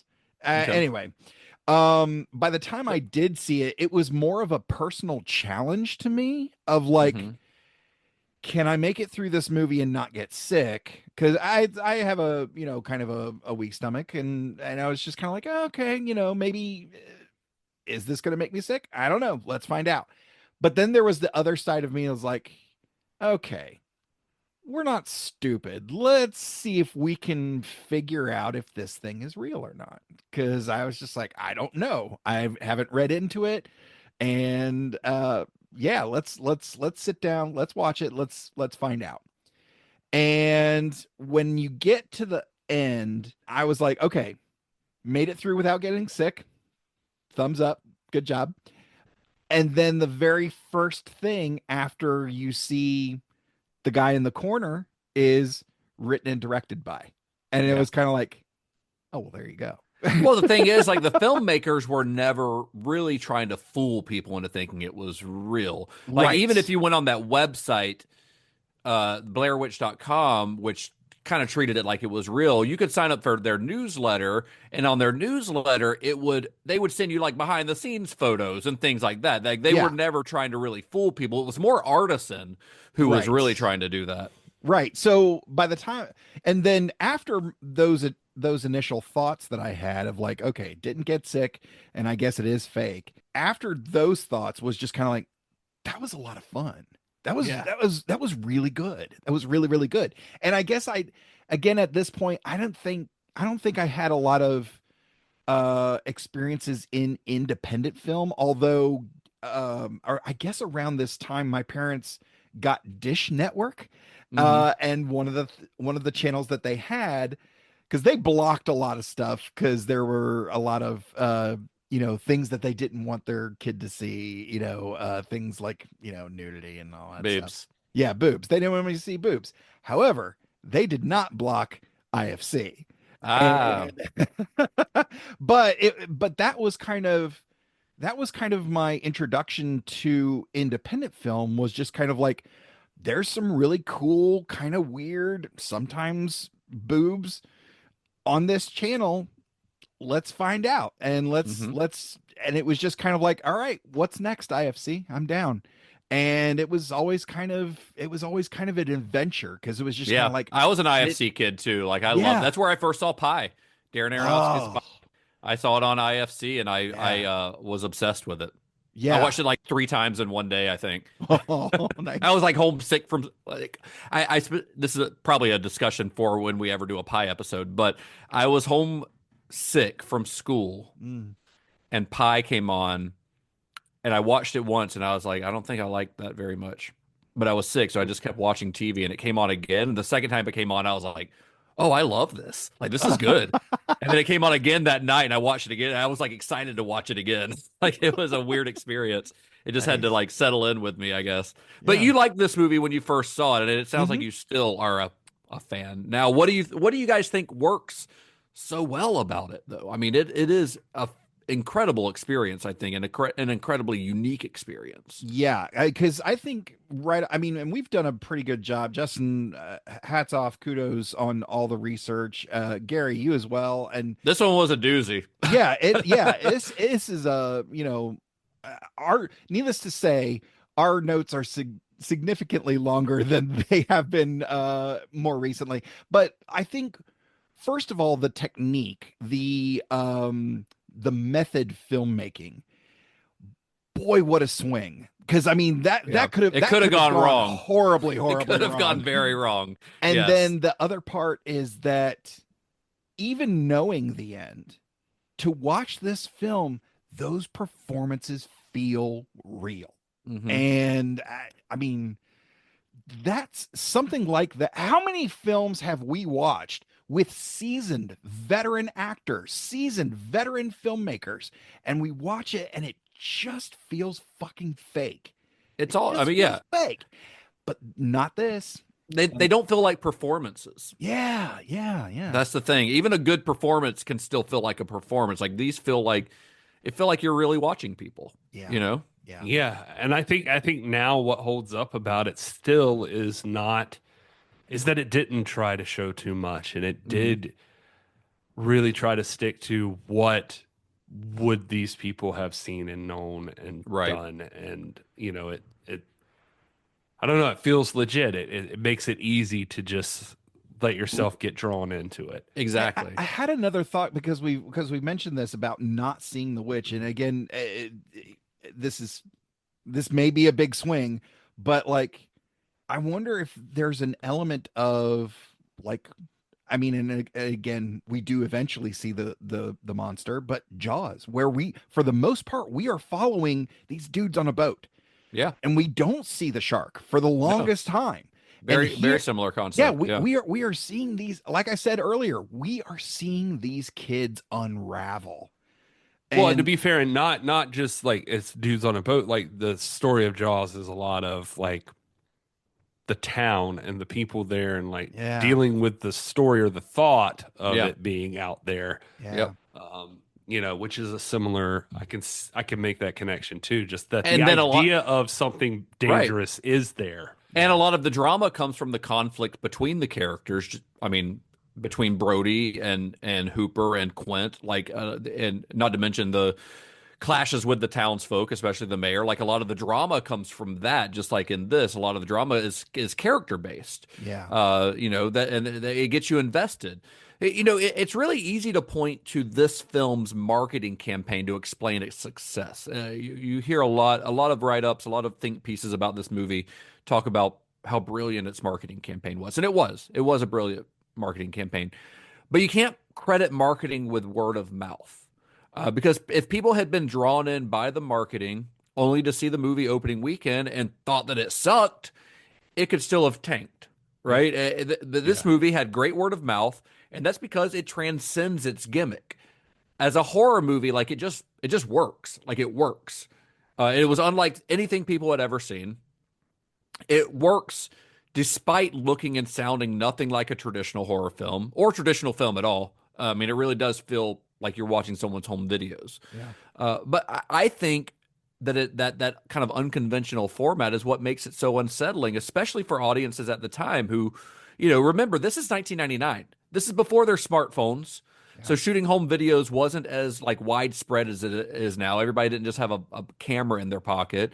There was something really odd about sitting in a movie theater looking at something that was so unpolished, so raw, and so amateurish. In a world where we were not yet privy to every aspect of people's private lives on social media, watching something that seemed so personal felt weird to people, and that was unsettling to audiences, especially if you were drawn in by the idea that it could be real. So, Todd, when me and you were hanging out a couple nights ago, and we briefly brought up this movie, and I called it lightning in a bottle. And while lightning in a bottle is a term that gets thrown around a lot, probably too often, I think in the case of the Blair Witch Project, it's a pretty apt description. This is kind of like what you were saying earlier, where everything just lands, everything just clicks. You know? Yeah. This movie landed at the perfect time to have the impact that it had. It landed at this sort of cusp between the analog and the digital age, which the movie almost accidentally literalizes by the use of a digital video camera and a 60mm film camera. But it also landed just as the internet was becoming ubiquitous. By 1999, most American households, the majority of American households, had started to get the internet. But it was still sort of this like Wild West version of the internet, so it was harder to establish whether something like what we saw on BlairWitch.com was real or not, because there was no real precedent for it. There was nothing to compare it to. There were not other movies that had ever done anything like this. So yeah, it seems cool now for people to like shit on this movie. And yes, we all know that it's not real. But giving into that illusion is part of what makes the movie so effective. It's like I always say, I say this all the time on the podcast. You've got to meet a movie halfway there. You got to meet it on its own terms. as a viewer, when you watch a movie like this, or any movie really, you have to be willing to suspend disbelief. Like when you, and if it, in order to really enjoy the Blair Witch Project, even knowing that it's not real, you have to watch the movie and on some level watch it as if it is real, and just allow yourself to be drawn into it like that. Yeah, you can't with like horror, especially. Well, I guess it really works with anything, but like if you're not gonna really invest the time to like let it wash over you, like when you watch it, like how scared do you expect to be if you're, I don't know, like doing the dishes and chatting online Right. while you've got like a Michael Myers movie playing in the background, Or and while like you're looking for things to not like about it, and Yeah. and you're looking for the things to go like, oh, this isn't real, like this is, oh, that's clearly fake, like, which is how people like to watch movies these days, which is bullshit, to be honest. It's like it's like you're intentionally like trying to not enjoy something. I don't understand why you at why least don't people get do to that. say it's not scary, or it's like Yeah. boring, or You didn't something. put yourself in a situation to where it could be scary. That's like walking through a haunted house and turning all the lights on. Yeah, You know? exactly. Yeah. Yeah, that's it. Like it's just going to look like a bunch of cardboard because you're 'Cause not I'll giving tell you yourself something, over to the illusion. this is not for any other reason than just to say it. I listened to, during Halloween, I listened to the 2018 Halloween novelization on Audible just for the Yeah. hell of it. Like For I fun. put it on and just listened to it. I would lay in bed at night listening to that before I went to sleep, and it was like the worst fucking decision ever. Like, every scene that, like, in the movie was like, okay, cool. I like Michael Myers too. Like, this is fun. Laying in bed at night where everything else is quiet and it's pitch black dark, and you've just got this person telling you the story of Michael Myers hiding in this closet, like about to come out and murder these people. Mhm. And it's like, Jesus, I'm scared to go pee. Like, I don't know. There's something to putting yourself in the situation that Yeah. like allows it to be frightening. Right. And you're putting yourself in the mindset of the characters as well, because if you listen to our extended version of this episode, you heard our further viewing segment, and several of those reviews mentioned, complained about not seeing the witch or anything, right? But the characters don't really ever see anything, except for in that one moment where Heather's screaming that she sees something, but she doesn't know what it is. But so you're in the same situation as them, and this goes back to what kind of Todd was saying about the comparing this to Jaws, is that I think one of the Blair Witch's biggest assets is in the not showing and allowing the audience's imagination to run wild. Yeah, you don't see anything in a movie, but I think that's part of what makes it so effective. Like, these are not perfectly composed film frames with some god's eye view of events like you'd see in like a Kubrick or Carpenter movie. There's a frantic quality to this footage that doesn't allow the audience to have any real answers, and I think that's scarier than if we were to see it. By the way, the lore of it too. Yeah, it builds up a lot. It builds up your expectations. I think that scene with Heather running through the woods screaming is one of the best scenes in the movie, where she's like, "What the fuck is that?" Like, and the camera pans slightly, but it's too blurry to really make out anything. And all we can do as the audience is wonder what she is seeing that has her so freaked out. And what we imagine is probably scarier than anything that they could have shown us. So I'm glad that footage of the guy in the all white and the hood like didn't make it, because that would have been less scary, I think. And as much as I actually enjoy the 2016 sequel, which we'll talk about more here in a minute, I think that's where it falters, is that it shows more than it needs to, especially in its final minutes, which in turns kind of destroys the illusion of reality and makes things less scary than this movie does. But a lot of this film's power lies in the unseen and unexplained. Like, you see the piles of rocks, or you see the stick men left outside their tent, and you're left to wonder, did the witch lead this, or are there just some redneck pranksters fucking with these guys out in the woods, right? We're never really given a real answer, so we can't ever be for sure. Like, we hear unexplained noises, we hear footsteps and children laughing, but we never know what the source. We never have the sources of these noises revealed. Yeah. Even in the finale, when they're running through the house, like there seems to be some sort of presence pursuing Heather and Mike, but while we see the results of that, we never see what or who it is. And that's something, yes, people complain about that, but it would have been so disappointing if we would have seen it, because it would not have been as scary as what you think it is. Yeah. But I do think, Gary, I think you're right. I think a lot of this works because the film's narrative is built on those first 10, 15 minutes of interviews with the people of Burkittsville. The stories and myths that they recount have just enough like breadcrumbs to allow the audience to fill in the gaps, so that when we see the piles of rocks or the stick people, we associate them with the story of the little girl who drowned in the poison river, where they said there were these like talisman and floating down the river, which are the stick men.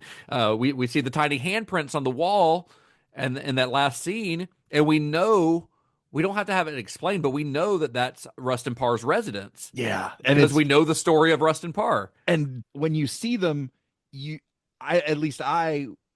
first time that those handprints are up there, you're like, is that no? And then you get it, and then you get a second look, and it's like, oh shit! Like those are like, oh my god, it's creepy. Imagine walking into an abandoned house and there's children's handprints all over the wall. Oh, fuck all that. No. I would immediately leave. Immediately leave. That's what you tell yourself, at least, and then but based in reality, somehow you end up still just like rolling up in there. Well, here's the thing, though. When we were in that abandoned house and we saw that elevator shaft that said, I'm down here, one thing I did not do is go down that fucking elevator. Like, I have my limits. Yeah. I have my limits. There was no way I was going downstairs. Anyway, I could talk about this movie for ages. I think it is a practically perfect horror film. I think it could have gone off course if even a single decision had been different, what you were saying earlier, Todd. But they made all the right calls. Like the decision to leave out the in search of stuff not only made it a better movie, but it gave them ample material for marketing, which just built upon the mythology of the film. The actors could not have been better. I think they're all incredible, but Heather Donahue in particular, I think gives, and this is hyperbolic, but I think she gives one of the greatest performances in horror movie history. You know, they went through several ideas, like I said earlier, on how to do the ending. Would they show the witch? Would they not? But the decision to leave it more ambiguous is, I think it's the right one. Like I said, this is lightning in a bottle. This movie, whether you like it or not, and I know a lot of people don't. I know a lot more people do, though. But this movie changed the genre. Whether you like it or not, it changed the horror genre forever. Absolutely. It changed movie marketing forever. Yeah. It essentially created viral marketing. And it is still, 25 years later, I think, no, and I've seen this movie a dozen times probably, but it is still, I think, one of the scariest movies ever made. It really is something special and something that can never be replicated, no matter how many other found footage movies try to replicate it. None of them will ever feel as authentic as the Blair Witch Project. I always do like to give credit to Mike, though, because he is the one that I could relate to that, you know, I always have this thing about like in horror. I'm sure I've told you guys, but like I remember being like in college and my roommate tried to scare me and I came out of the bathroom and he was standing next to the door, but he had like on a mask and he was like trying to scare me. And I just like walked past him and walked across the room and to go in the other door. And he's like, "Hey, did you see me over here?" And I was like, "Oh, I saw you. I just was going to go in the room and go out the window. And I knew you won't attack until I see you and scream. And I'm not going to do that." You've seen enough horror movies. You've learned. I was like, I'm not giving you that opening. And so like, I'm going to keep just pretend I don't see. And I've always loved that in like Blair Witch Project that like Mike's in there. They're in that tent. There's like the baby crying. She's like, "Shh, do you hear that? There's a baby crying." He's like, "No, shut up." She's like, "There's a baby crying." "No, baby, shut up, go sleep." It's like earlier in the film where I think Josh mentions that he heard moaning or something out in the woods. And Mike's like, "If I'd have heard that, I would have shit my pants." Yeah. And so it's real. Very relatable. Right. The Blair Witch Project has gone on to be considered one of the greatest horror films ever made. Regardless of whether or not you consider it one of the scariest horror movies of all time, like I just described it as, you cannot argue against the film's legacy and the impact that it's had on horror. Not long after the release of the film, an official tie-in book called The Blair Witch Project, a dossier was released. This was written by a writer named D.A. Stern, and the book built upon the film's true story angle with fictional police reports, photos, interviews, newspaper articles, as well as more details on the Ellie Kedward and Rustin Parr legends. And then in 2000, the next year, Stern also published 2 tie-in novels. One was called Blair Witch: The Secret Confessions of Rustin Parr, and the other one featured all new characters. It was kind of a standalone, but it was called Blair Witch Graveyard Shift. There was even a series of 8 young adult novels called The Blair Witch Files. Young adult novels based on this movie. These were released in 2000 and 2001, and they centered on a cousin of Heather Donahue who tries to learn what really happened to Heather, Mike, and Josh. It's insane. I mean, for a movie like this to have this many tie-ins. There were tie-in comic books. There was one called one shot called, it was just called The Blair Witch Project #1, but it was a more backstory, a comic book that was released at the time of the movie. There have been several video games, the most recent of which was a very well-received first-person survival horror game released just in 2019, 5 years ago. Wow. And of course, the film has inspired 2 sequels. The first of these sequels, Blair Witch 2: Book of Shadows, was rushed into production once it was clear that the first film was going to be a major hit.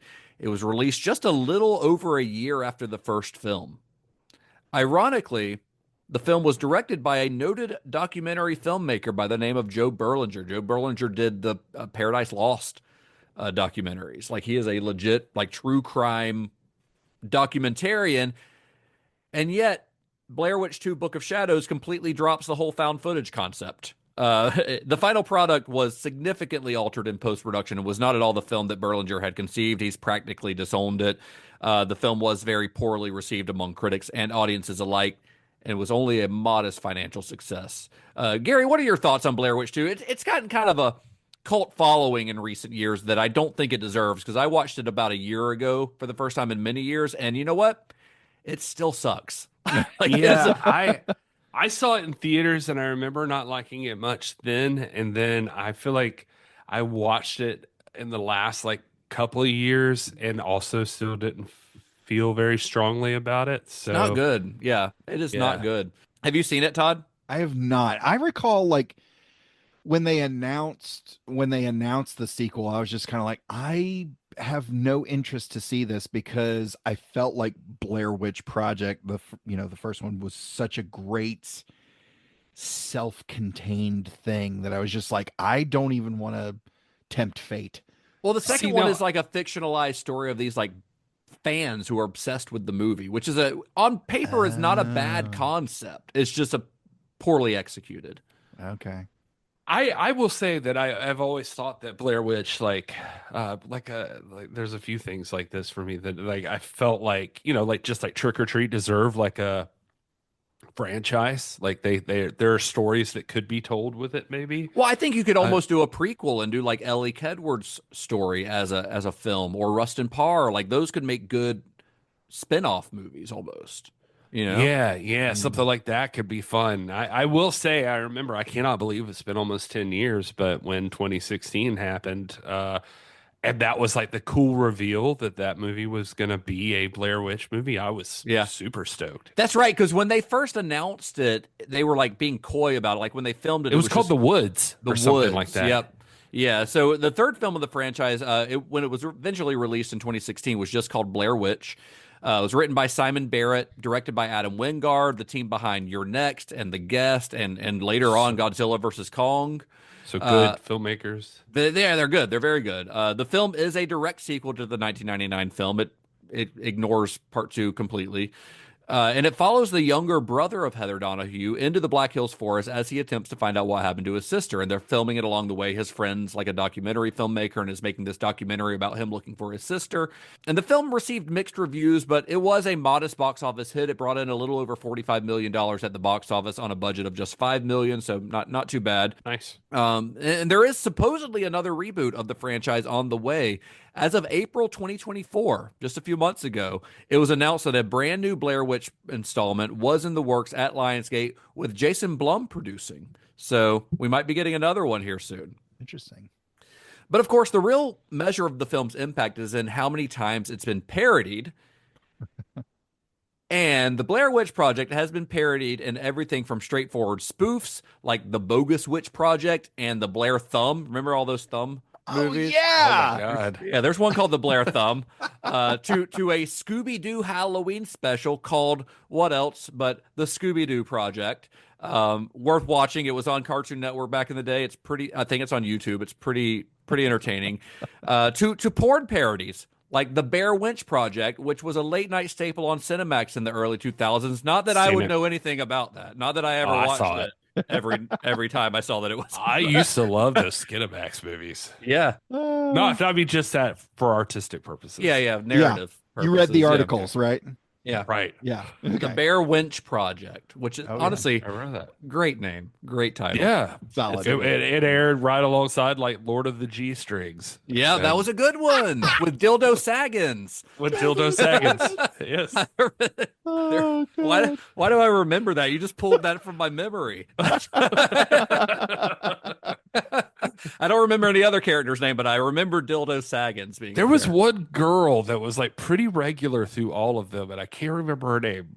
And there was also that Evan, what's his name, the big beefy blonde haired guy that was in all of them. He was in all those Skinamax. A lot of these, like, had like similar actors that just like popped up at all of them. Because, and I think a lot of them. This is going off on a tangent, but I think a lot of them had hardcore edits as well, and the Skinamax version was just the softcore version, but then there were versions that were hardcore. I could be wrong about that, but I think I think I read that somewhere. Anyway, if anyone has the uncut version of the Blair Witch Project, send it our way. We'll cover it on the show. We'll review it on the show. Bonus content. Yeah. But the Blair Witch's true legacy, I think, lies in the impact that it had on the horror genre, specifically in the found footage genre. The Blair Witch Project was far from the first movie to use the found footage gimmick. I think one could trace that gimmick all the way back to films like 1980's Cannibal Holocaust, 1985's Guinea Pig, Devil's Experiment, Japanese movie, or even a year before this, The Last Broadcast came out in 1998. The 1992 BBC TV special Ghost Watch, much like Orson Welles' 1938 radio broadcast of the War of the Worlds, made history by misleading audiences into thinking that the haunting that it was investigating was real. So even the concept of preventing horror fiction as fact was not pioneered by the Blair Witch Project. But the Blair Witch Project was far more successful than anything else like it that had come before. That's why it had such an impact, because more people saw it. And it truly popularized found footage and brought it into the mainstream. I think without the Blair Witch Project, I would argue that we would not have had films like Paranormal Activity, Wreck, or even George Romero's Diary of the Dead and M. Night Shyamalan's The Visit. Like, even well-known filmmakers are now working within this genre. Those movies are both found footage movies, and would they have done that if the Blair Witch hadn't popularized the genre? Probably not. So, as for the folks responsible for Blair Witch, after this movie, they all met with varying degrees of success, with the film's cast kind of getting the short end of the stick, honestly, in my opinion, largely because of the marketing, because they had to pretend they were under their real names. They had to pretend that they were dead for several weeks. I was going to say, this is in their opinion, too, I think. Yeah, I think they would agree with my opinion. In 2024, earlier this year, Donahue, Leonard, and Williams spoke to Variety and said that they had never been adequately compensated by Artisan or Lionsgate, who later bought Artisan, for their work in the movie. And after the film's success, they were all kind of struggling to make ends meet. They were poor. They were impoverished, in their words. And they couldn't do much about it because it was a non-union film, they couldn't get proper legal representation. They didn't really have a leg to stand on. In the summer of 1999, they said that they received a bump in the low five figures, which, considering the movie made $250 million, seems a little bit low, and a little bit insulting, to be honest. Like, the movie would not have existed without them. They filmed it and acted in it, and they made the movie what it was. I mean, obviously, the directors who also edited it were largely responsible for it as well, but they couldn't have done it without these three. So giving them a bump in the low five figures on a movie that made $250 million is a little ridiculous. Just before the release of Blair Witch 2, which is a year later, Donahue convinced Williams and Leonard to sue Artisan and they each received a settlement of $300,000 apiece. Still low considering $250 million, but better than what they'd gotten before. And the three actors have never really been able to use the film's success as a springboard to movie stardom. Donahue did continue to act for a few years after Blair Witch, but retired in 2008 to become a medical marijuana grower. She actually wrote a book about her experience called Grow Girl, which was released in 2011. Over the years, though, she's expressed a lot of frustration over the challenges associated with having used her real name in the Blair Witch Project. Like, that hurt her career. And the fact that people thought it was real hurt her career. The three of them, in that lawsuit, they said that, we never thought that the movie would be composed only of our footage. Because remember, that wasn't the original plan. So that also, as much as it helped the movie, it did hurt them professionally. When the 2016 sequel was in development, she was contacted by the film's producers for permission to use her name and her likeness for the film, which she said was a difficult decision to make. And she spoke to Slash Film around that time and said, "My name and face are forever going to be someone else's intellectual property." Jeez. In the long run, the 2016 Blair Witch Project, she gave them permission, but they only used her first name, which she said was very admirable for them to only use her first name. But her last name is never used anywhere in that movie, in 2016's Blair Witch.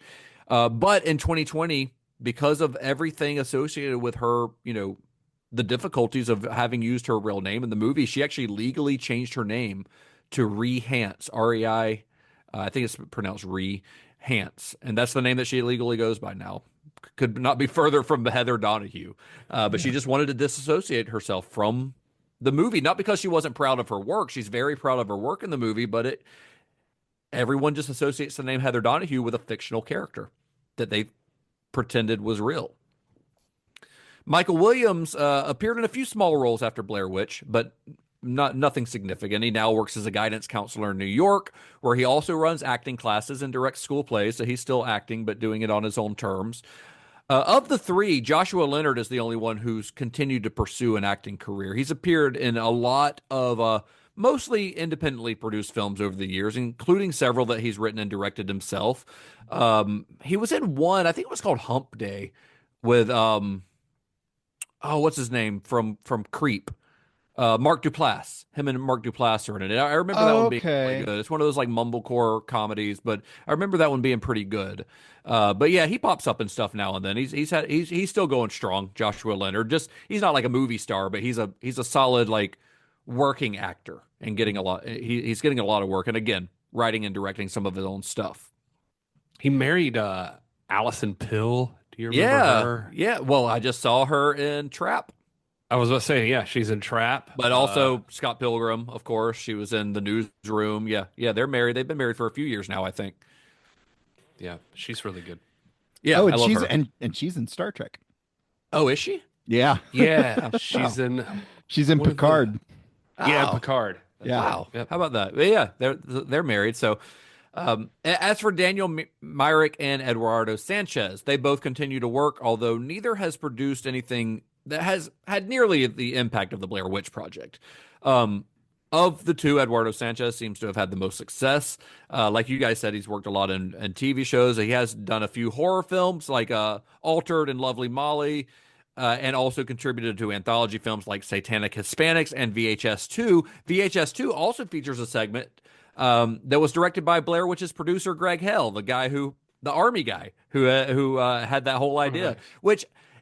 Man, listening to all the behind-the-scenes stuff on the Blair Witch, I think Greg Hill probably deserved a directing credit on this as much as the other two. Wow. Like, it just feels like he had a big hand in a lot that was going on here, but for whatever reason, he was not given that. Maybe because he wasn't part of the editing process. I don't know, but he was a big part of that. I mean, this was really a group project between these Haxan guys. There were like 5 or 6 of them that. They all had a heavy hand in it, but I think Greg Hale seems to have had just as much of an impact on this as the two credited directors. That's just my opinion. Well, the Blair Witch Project was lightning in a bottle for everyone involved. A film that could only have met with its levels of success at the time and place when it was released in the late 1990s, at the dawn of the internet as we know it. Regardless of what you might think about found footage movies, again, some people love them, some people hate them. they have become a legitimate horror subgenre in the way that zombie movies, slashers, and torture porn, or whatever other subgenre you want to name, has. Found footage is as legitimate as any of those. And we honestly have the Blair Witch Project to thank for that. That's fair. Yeah. That's all I have on the Blair Witch Project, fellas. This was fun. I love this movie. Yeah, I also have to highly, highly recommend that second sight release. If you have the ability to watch a Region 2 Blu-ray, it looks as good as the movie has ever looked. It is the only home video release of the Blair Witch Project that has ever gone back to the original source, 16 millimeter film and the high 8 video. Every other one. So remember, they struck a 35 millimeter print because they had to show it in movie theaters. And Lionsgate has always scanned that 35 millimeter print for every home video release, from VHS to DVD to Blu-ray. This is the first one that has ever gone back to the original 16 millimeter and high 8 source. So when you watch that, like the 16 millimeter film, the grain is gorgeous. Like, it looks so good. And the high 8 stuff looks like you're watching someone's home movies. Wow. Like, truly, in a way that this movie hasn't looked since it was first in movie theaters. So if you have a chance to track that down, Diabolic DVD and Orbit DVD, you can go to both of their websites, and they might not have the limited edition anymore, but they still have that original version as of this recording. But yeah, check it out. It seems like a damn shame that has not made it into the USA yet.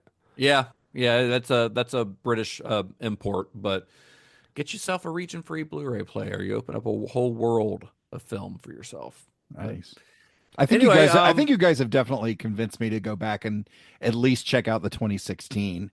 Check it out. Check out Curse of the Blair Witch too, if you have a chance. It's probably on YouTube, to be honest. But okay. But also, like, pretty much every home video release has included it as a special feature. I even have a double tape VHS release, where one tape is the Blair Witch Project and the other one is the Curse of the Blair Witch. Oh, cool. In fact, last year when I watched the Blair Witch I watched it on VHS, and that's a pretty great way to watch the Blair Witch. Honestly. Nice. On a CRT TV on VHS. It's pretty fitting for that movie. But so that's it. Do we want to go ahead and announce our next series? Is it time? Ooh. Yeah. I'd love to know what it is. You know what it is. You should, unless you've forgotten, which is also possible. It is very possible. I don't think we haven't discussed this, but I don't think we're gonna do another roulette in between, since these 1999 movies were sort of roulette movies, in a way, like standalone episodes. Mm-hmm. So I think we just go straight into our next series, and our next series is, our last long form series was on David Lynch, so things got a little dark. I mean, we had fun. But the movies are, the movies are funny, obviously, in their own way, but not in I wouldn't call them lighthearted. Okay, I was gonna say I wouldn't call them lighthearted. They have their lighthearted. Fair. Well, Twin Peaks has its lighthearted moments, but they're not what you'd call a lighthearted romp. But David Lynch is it? Yeah, it's not a lighthearted romp unless you're a psychopath. Yeah. So we're gonna go we are gonna get back to David Lynch as we promised, but we're not quite ready for that yet. So we're gonna have another series. It's gonna be a little more lighthearted, and we are talking about just a gem of a human being, which you could also describe David Lynch as, to be honest. But is it Jim Varney? No. Oh man, a whole Ernest series. We're doing all the Ernest God. We're doing every. I watched Ernest Saves Christmas the other day. It's great, and it's been a while on that one for me, and I was like, "This is delightful." I would legitimately do an Ernest series. I need both of you guys to individually text my wife and get her to let me watch Ernest Saves Christmas. Why do you need permission to watch Ernest Saves Christmas? No. I can watch it without her, but you want her to watch it with you? Yeah. We can help with that. I mean, I don't know that we'll have any influence, but we can try to convince her. We'll see her tomorrow night, and I think we should both independently just bring it up without prompt. Just like, have you seen Ernest Saves Christmas? And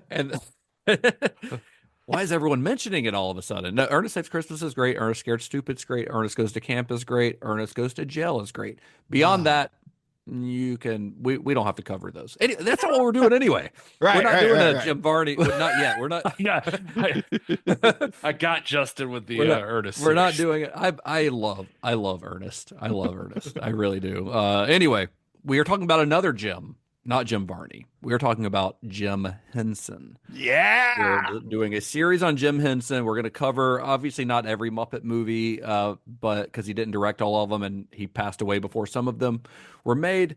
But we will be talking about the stuff that he was directly involved with. I don't know, it'd probably be like a 5 or 6 episode series, something like that. I can't remember off the top of my head. But yeah, so we're going to start with Jim Henson. We're obviously going to start with the Muppet movie, but we're going to probably do an introductory episode like we did with David Lynch, because pre-Muppet movie, Jim Henson, he did a little thing called Sesame Street, a little thing called The Muppet Show. There's quite a bit before that. So we're going to do a little bio on Jimmy Henson, and I'm very excited for it because me too. Yeah, this is going to be a good one. It's going to be fun, and I get an excuse to watch all the Muppet movies. So. I don't want to. There's a good chance I'll cry again. Good. That's always my goal, is to make Todd cry. Doesn't happen often, but I was really hoping for it with the Blair Witch, but oh man, so that's it. Just a video of Todd with the webcam right up on his face and him snotting. I'm so touched, you guys. Well, join us in a few weeks. It's the holidays, so we might, as of this recording, we're like a little over a week out from Christmas, right? We're like 9 days out from Christmas, I think. Yeah. So our recording schedule is probably going to get goofed up by the holidays. So that first episode of Jim Henson might be a little bit later than it might normally be. But be on the lookout for it. It'll be there soon. Subscribe and rate and review and all that stuff. If you subscribe, obviously, you'll get a little notification whenever that episode drops. And if you're on Cinema Shock Plus, you'll also get that bonus stuff, including our Twin Peaks episodes, which we're starting to put out. Second episode will be out like a week after this one. And then we got a couple more in the can to wrap up season 1 of Twin Peaks, and then we got to get to work on season 2, so there might be a gap in between, but you'll at least have season 1 of Twin Peaks to watch along with us, and then the rest of it will be coming down the line. Well, guys, that's all we got, I think. Yeah. Happy early holidays, you guys. I thought you were about to say Happy Earth Day. No. Happy New Year. Yeah. Hope you had a good Christmas. But this is our last episode of 2024. Guys. The next time you hear are these lovely voices of ours, it'll be 2025, and we'll have a new president. And Todd will have a new butthole. Todd's getting his butthole replaced in a couple of weeks. Next week, 4 days. Sorry, you already said the thing about the new president. So yeah. Heyo. Hey-o. See what you did there. I thought we weren't going to get into politics. Hold on. Well, anyway, where can you guys be found on the internet? I am at This Is Gary Horn, all spelled out. I am at Justin_Bishop on all the things. My show, Computer Resume Podcast, covering the entire Star Trek franchise in chronological order, is available everywhere and at Computer Resume on all the socials and Patreon. If you like stand-up comedy and if you like Dungeons and Dragons, I host monthly comedy shows as well as an actual play called D's 20, where various performers play D&D in front of a live audience. Info and tickets are available at eventbrite.com, and I'm at Mr. Todd A. Davis on Facebook, Instagram, Letterboxd, and D&D Beyond, as long as they behave themselves. Yeah, and the show is at cinema_shock on all the things except Blue Sky, because they don't have underscores, but we're on Blue Sky. I am personally on Blue Sky. I like Blue Sky. It's pretty fun so far. You can find us at cinemashock.net. We do have another live event coming up the third Tuesday in January at Coffee Underground in Greenville, South Carolina. We are going to be showing Who Killed Captain Alex, which is this very cool DIY action movie made in Uganda. It is a wild time. Todd and Gary have never seen it, so they're going to be watching it maybe for the first time at that screening as well. But it is going to be a blast. It's going to play like gangbusters with a live audience. So if you are in the Greenville, South Carolina area, head to Coffee Underground. I think that's January 21st is the third Tuesday of that month. Head to cinemashock.net and click on events, and you can find a link to tickets and all that stuff. You can also, our website has, of course, all of our episodes. and links to our Discord and all of our social media and all that stuff. Share us with your friends, your Blair Witch loving friends, your Jim Henson loving friends. If you have someone who loves both, those people exist. I'm proof of that. Todd and Gary are proof. I assume Gary likes Jim Henson. If you don't like Jim Henson, it's like not liking Ernest. Yeah. It's like exactly. What a great metaphor. Well, until next time, may the wings of liberty never lose a feather, and be excellent to each other. What's that? Is that the keys? No, it's Johnny taking a piss.